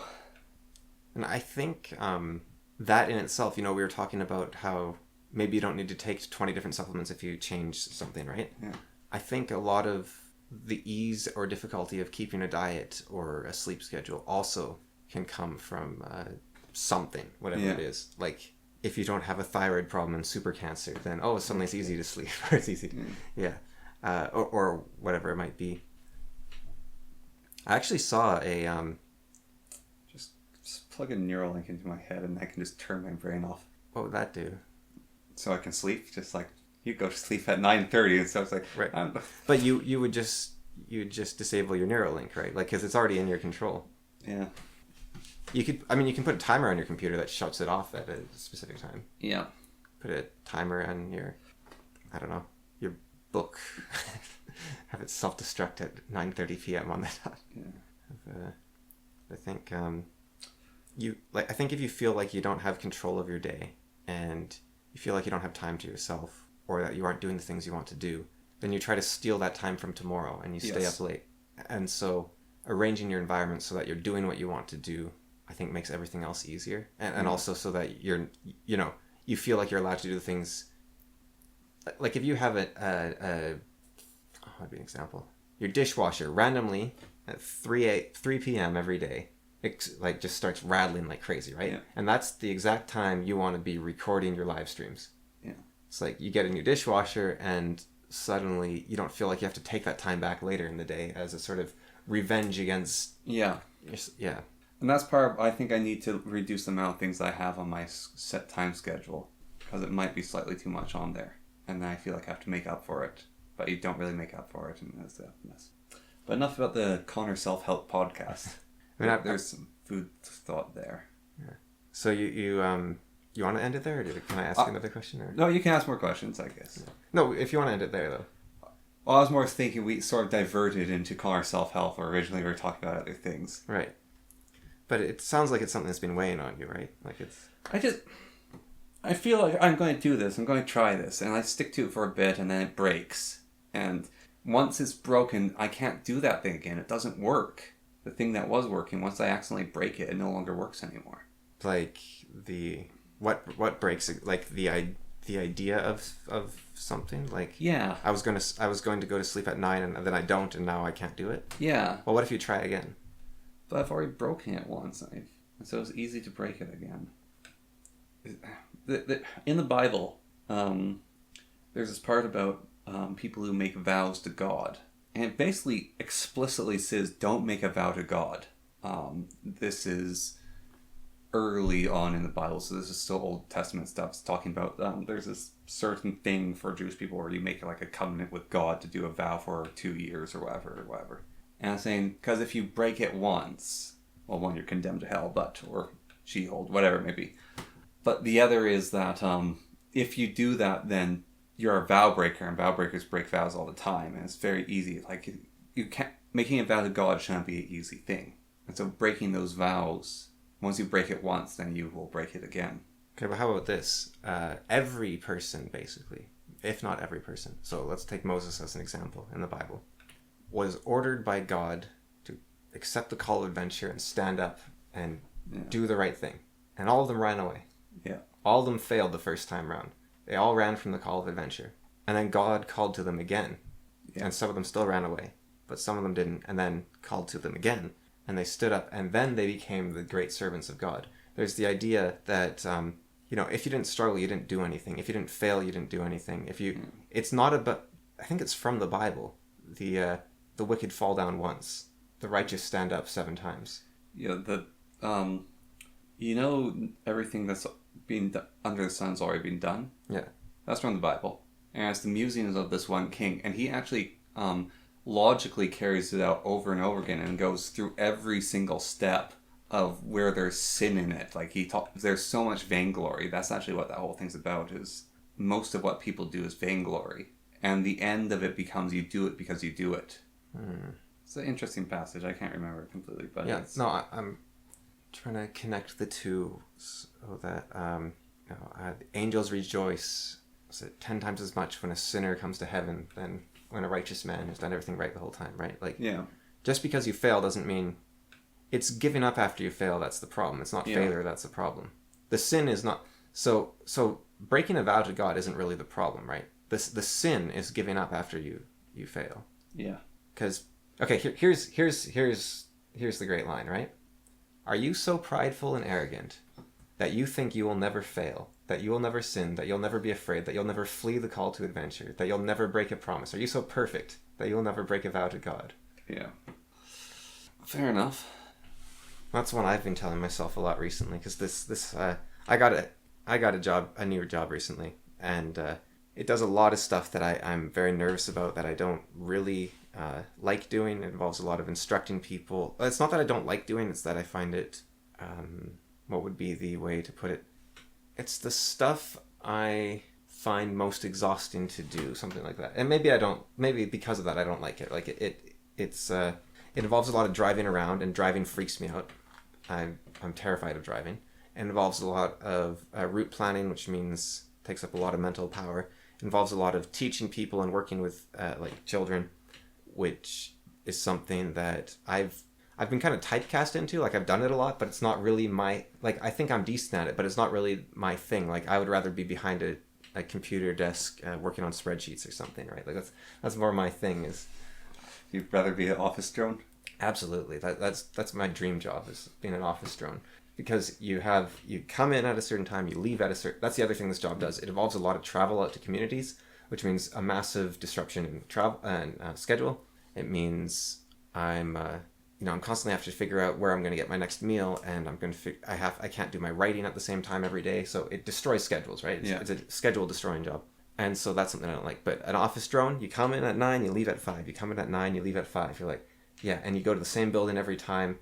You know the route like the back of your hand. You don't care how much traffic there is because you've driven it 1,000 times.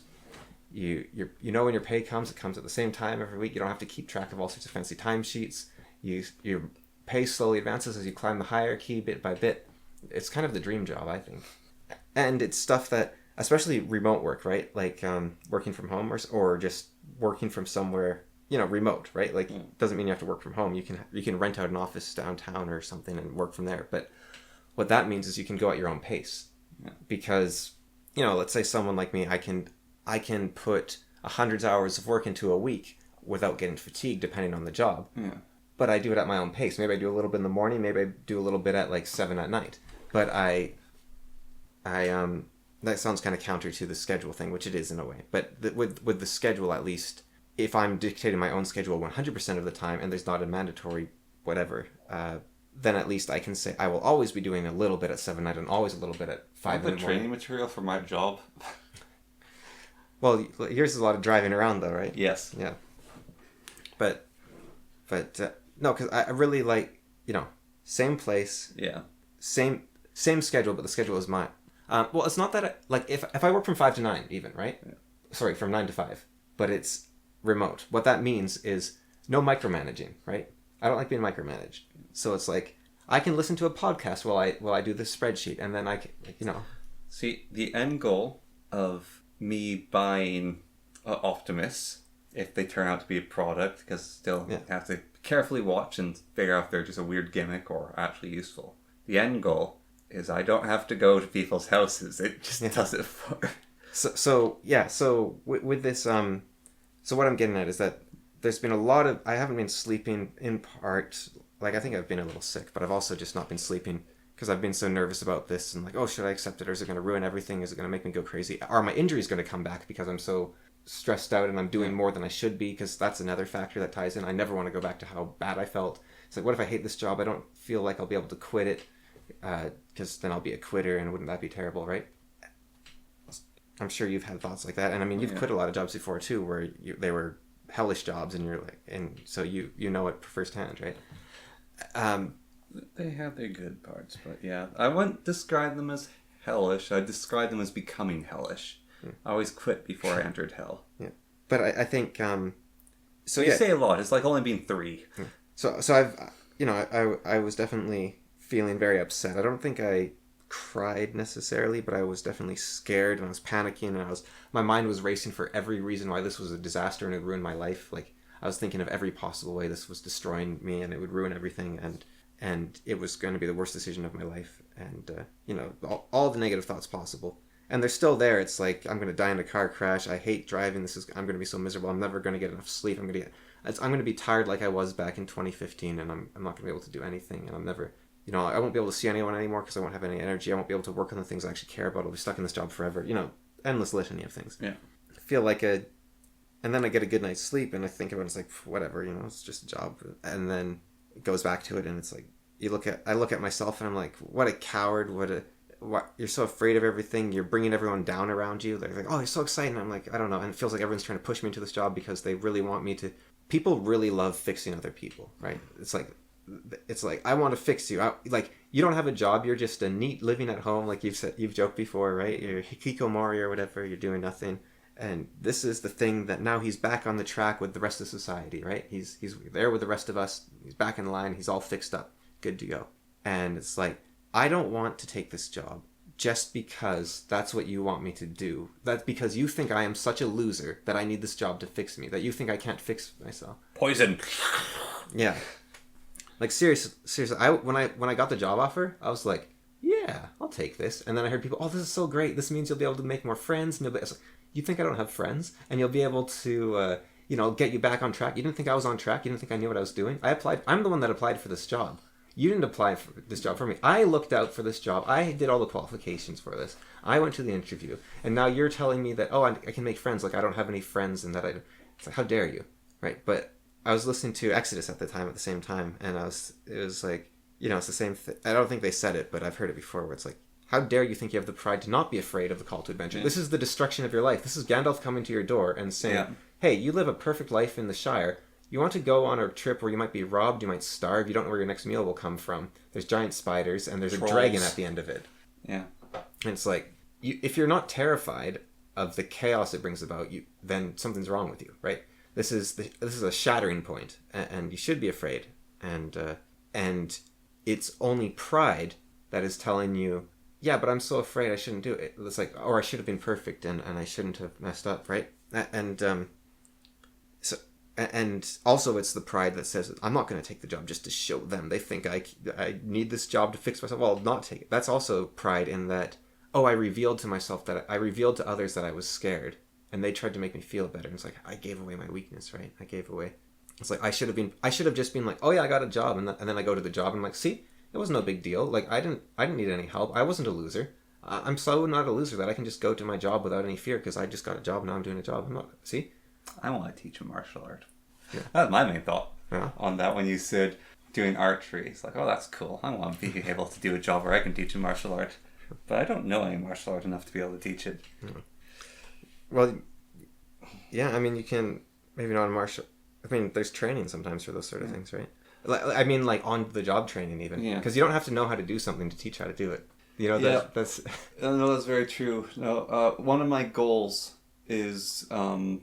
the company White Wolf is a local full armor martial arts club. Yeah. They're part of Team Canada for the full metal fighting. It just fell apart. And as I liked it, but never had everything I wanted it to be, I'm more interested in HEMA. One of the unfortunate things of it is, for some reason, at the time anyways, I think it's slightly gone away, but people who did full metal fighting are a little elitist and think that HEMA's beneath them. It's a lesser thing. But I want to get proper HEMA gear and just try to start some sort of activity with that. Because HEMA really interests me. But maybe try to teach it even though I don't know it. I think, it's funny. You're saying, we're doing a podcast right now, right? You've got a job.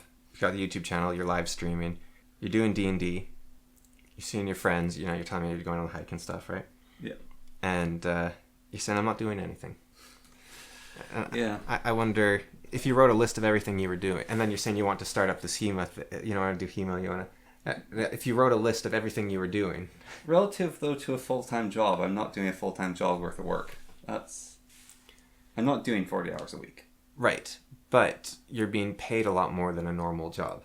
Yeah. And that pay comes from somewhere. But I'm talking about even like my hobbies, which I could consider a secondary job. Like if I was to throw doing YouTube and live streaming into that, that combined with the work I'm doing, I'm not doing a full-time job. But then you did say that the pay's coming from somewhere. Yeah, they're paying you as much as they are for a reason, right? Yeah. Like it's because it's hard.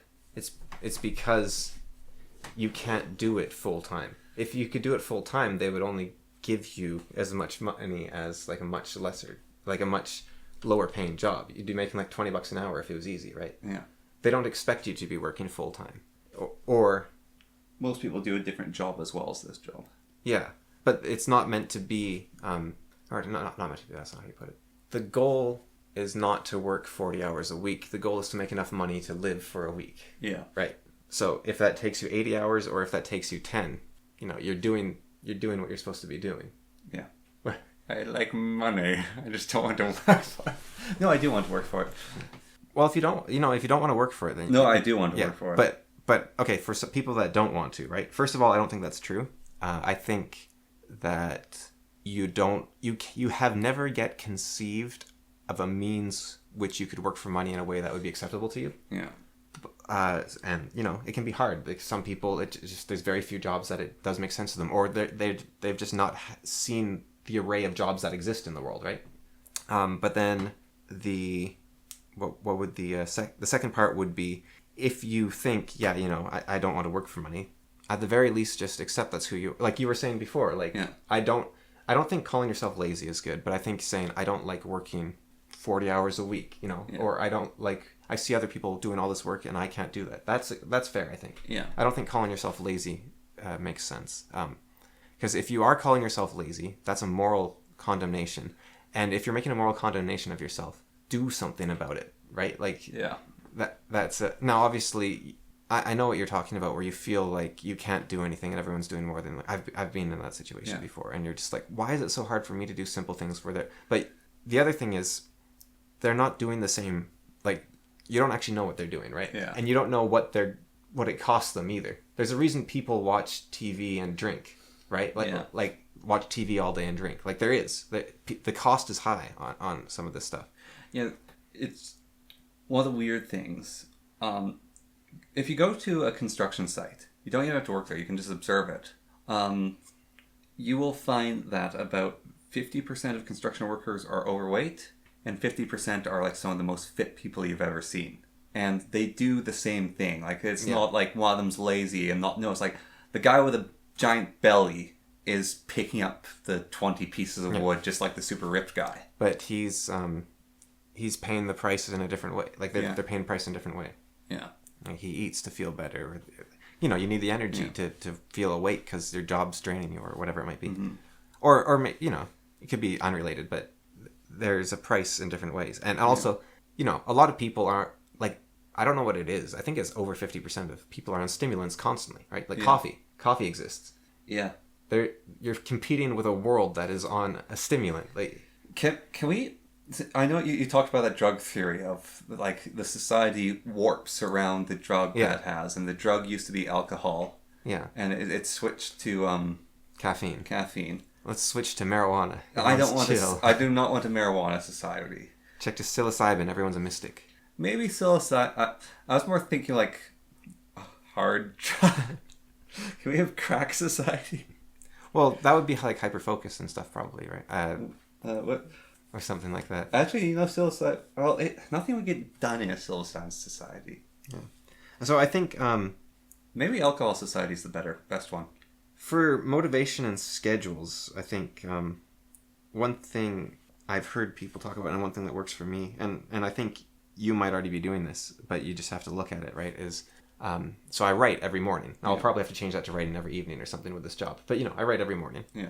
And it's not much. I don't try to write, like, you have to write, like, for an hour, you have to write a page a day. I write less than a page a day.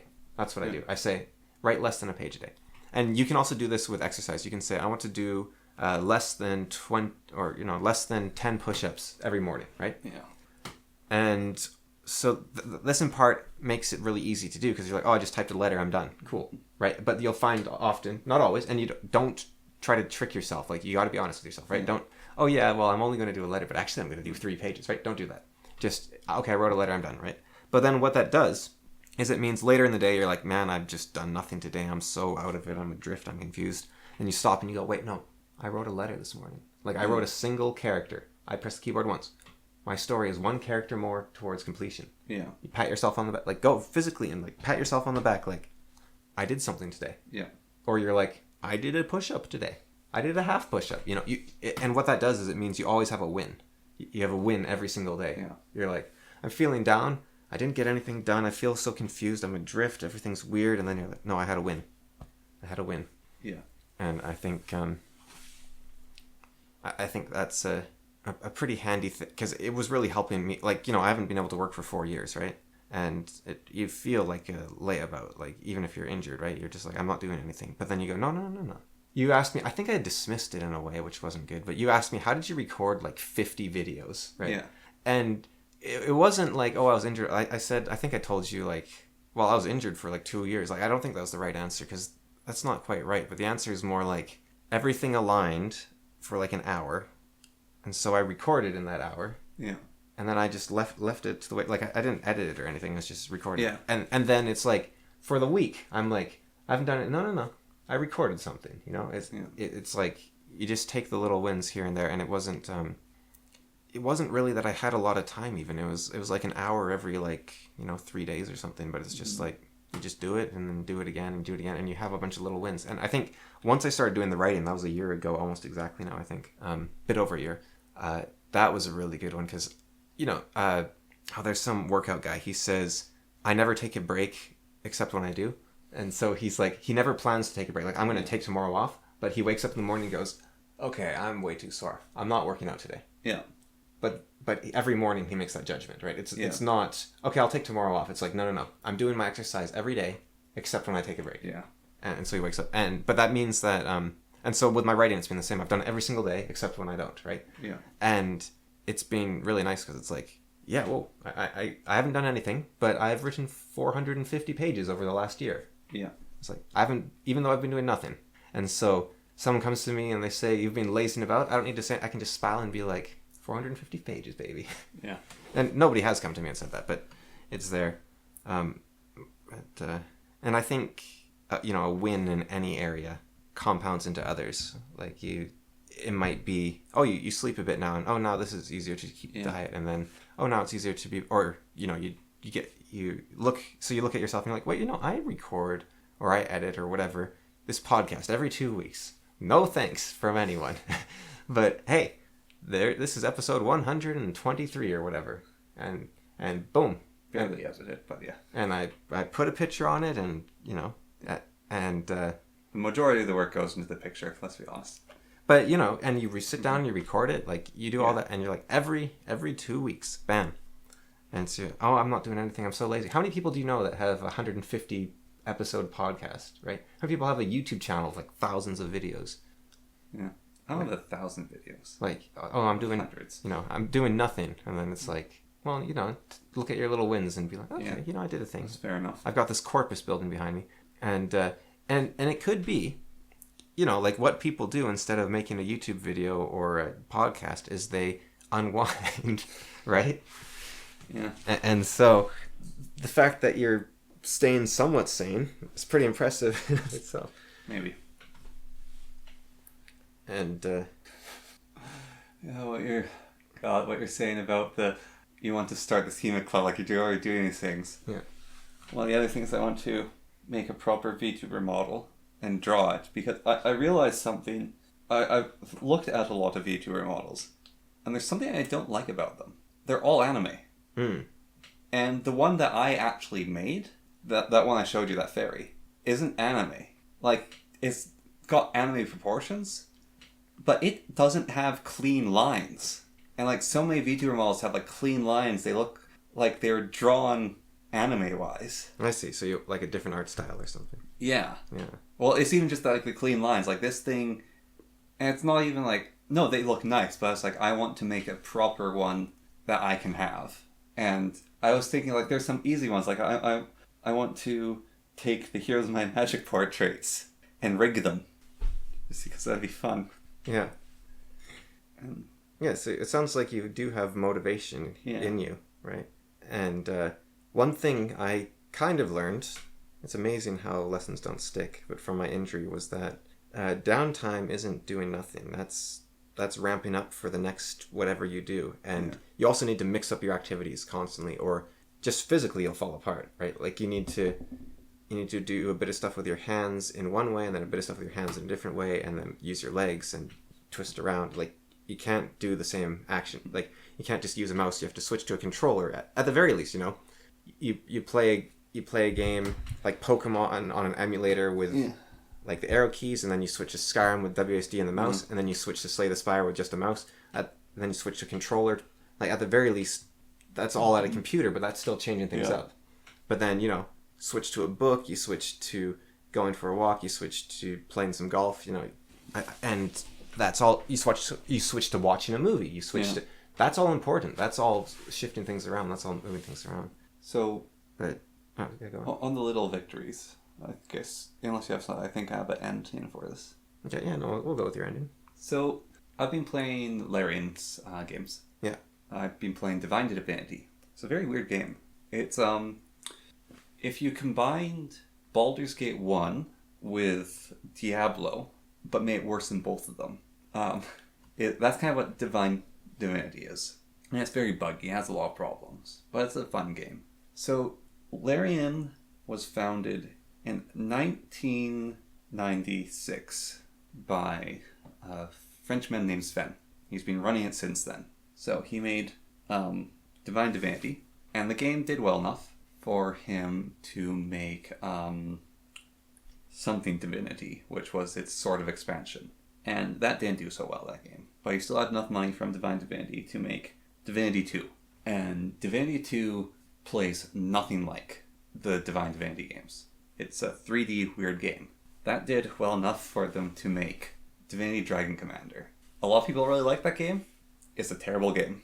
But they obviously had enough money quite a few years later, and they worked on it for a while, to make Divinity Original Sin. Well, that was one of the big Kickstarter victories. Yeah. That was one of the first Kickstarter games. Was Divinity Original Sin. Yeah. Yeah. So people obviously believed in them enough. Yeah. From their games and what they showed. Well, also people at the time, there was no traditional CRPGs. Yeah. So people were desperate for it. And Kickstarter had never failed at that point. Yeah. There had been no Mighty Number 9 or Shenmue 3 or like, it was like every game was amazing. So they're like, this is a CRPG. We want a CRPG. Well, yeah. Yeah. Yeah. So, anyways, they had the wherewithal to make Divinity 1. Yeah. And Divinity Original Sin. Yeah, Divinity Original Sin. They had the trust and the skills and the experience. Yeah. And they made Divinity Original Sin, and the game did well. Mm-hmm. Like, they had the Kickstarter money, but the game itself actually did well. And it's not super popular, but all the CRPG players, it did really well. Yeah. And so they made Divinity Original Sin 2.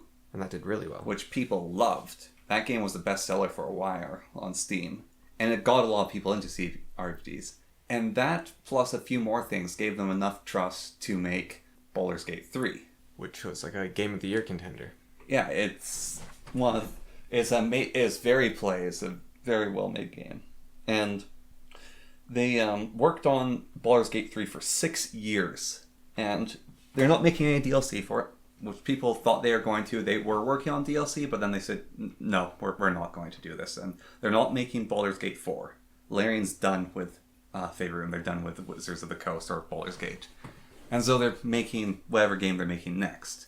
And the thing is, where Larian started, like, did you ever hear of Divine Divinity? I mean, yes, but I know, like, yeah, games more than most people. But I mean, like, way back in time as well. Like, did you know of it?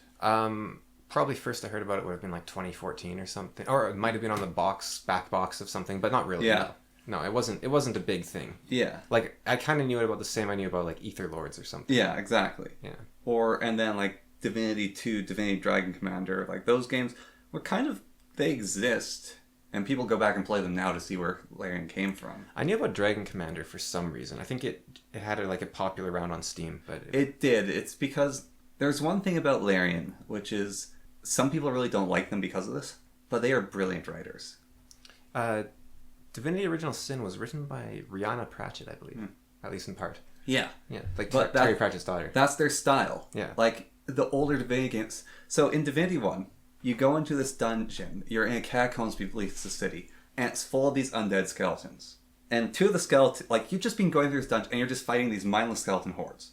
And then a cutscene plays, basically, where it goes to the two skeletons, and they're talking to each other. And one of them saying, stop eating that. What do you mean, stop eating this? You're a skeleton. You can't eat food. You don't have the stomach or the muscles for it. but we don't have the like throat or larynx or tongue to make sounds, but we can still talk to each other. Oh, that's really weird. We should stop thinking about this before existentialism destroys us. And then they both pause, and then both skeletons explode and die in front of you. And it's just like this little stupid, silly part of the game. Yeah, well, I think there's like their over stories are okay, but it's the little bits of writing that Larian does really well. Like, I think the whole Baldur's Gate 3, the bear, romantic bear scene, had a lot of people thinking this was some pro-bestiality thing, but I'm pretty sure, given that it's Larian... It's a Larianism. It was a joke. Yeah, it's their little silly moment. They love these dumb jokes, yeah. Like, one of the main quests, one of the first quests you do in Divinity 2 is you go talk to a farmer, and he's obsessed with farming. And then you talk with his wife, and she hates that she's married to a farmer, and she says, deliver this letter to the blacksmith. And so, if you give it to the blacksmith, they elope, and she leaves the farmer. If you break into the farmer's basement, you find his secret diary, and she's done this before, and he murdered the guy that she eloped with, and never told anyone about it. He feels terrible about, and then you can choose to turn him in or not. And I feel like at a different point of the game, I might come back to the village, and the blacksmith might be dead because of my choices. Like, that's the sort of thing that Larian will do in their game. Yeah. Yeah, they love the... And Original Sin, they really showed off this. Yeah. Like, do a story in any way, actually. It's not a BioWare style. Yeah. There's a good slider and a bad slider. Well, there's a part of Baldur's Gate 3 which bottlenecks you a little bit. And in one of Sven's latest letters about him making the games, like, one of my biggest regrets, which I wish I could change, like, if I had another year to work on this game, I would have gone rid of that bottleneck. Because he clearly has... Yeah, he wants it to be free, and But where I'm getting related to what was, is no one really knew about Larian. Like, they knew. It was not even cult classics, just like, if you like Divinity games, you like them, but other games are better. Yeah. Like, that's the simple fact, is other games are straight up better. Like, yeah, it's like knock off Diablo if you don't have much money and it's in the bargain bin. Yeah, it's like... Or if you've beaten Diablo 5 times a Sunday, yeah, and you want something new with different writing, yeah, then you play the Larian game. Or if you've played Dragon Age Origin a bunch, and then it's like, okay... Or you really want to play a game that's like Dungeon Lords, for whatever reason, then Divinity 2 is a bit like Dungeon Lords. Yeah, or like Gothic or something. Yeah. It's a bit like them. It's not quite as good. And I think Dragon Commander was unusual at the time. It was like a fully open 3D... RTS. Yeah, so it was unusual. So it was... There's been no game like it, I don't think. Like, maybe there's a few, but... So for that unique experience, maybe you get that. But yeah.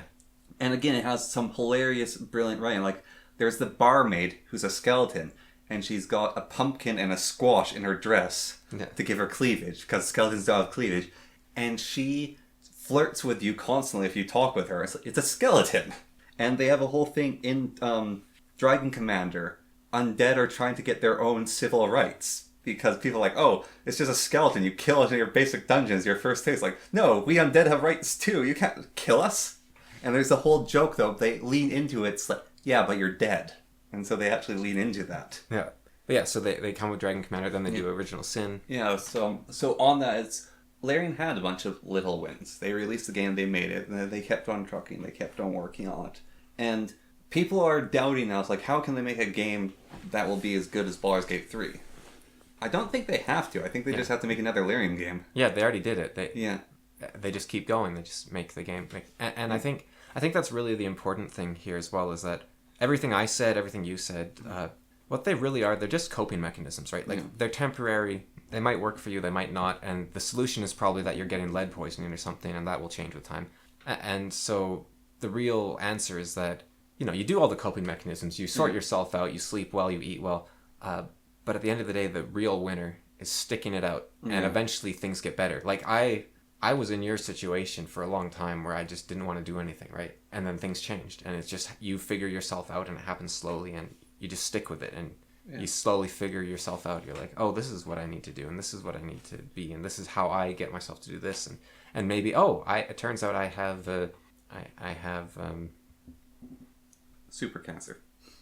Well, I was actually going to go with something more like anxiety or some, like some mental disorder and it's like, and then I talk and you fix it like this, and you when I I was diagnosed with dysthymia, and it's like, okay, do all the CBT and stuff for depression, and the exercises help, but it was something else in the end that really helped, and I don't even know if it's long term, and we'll see what happens in the end. And I was thinking earlier today, actually, my journey's not over, right? Like I think the people that have all the advice to give are I think that the people who aren't giving advice are probably doing all right most of the time. It's the people who are giving advice that are ones that they're messes. It's like I'll be crying off mic in like 5 minutes after we end the podcast or something, but yeah, you just keep sticking with it, and you eventually find your way. And it turned out, oh yeah, it was these sneakers. They were just doing me. I knew I shouldn't have gotten the dagger blade and the heel. Yeah, I thought they were so nice, but there you go. Yeah. Well, I was not expecting that for a podcast. Yeah, well, next time we'll do the zombie and the Pythagoras. Yeah, we'll talk about orc racism. Okay. Well, can we talk about Pythagoras and Zom 100 as well? Yep. Awesome. All right. Yeah, and orc racism apparently. Yeah. Okay.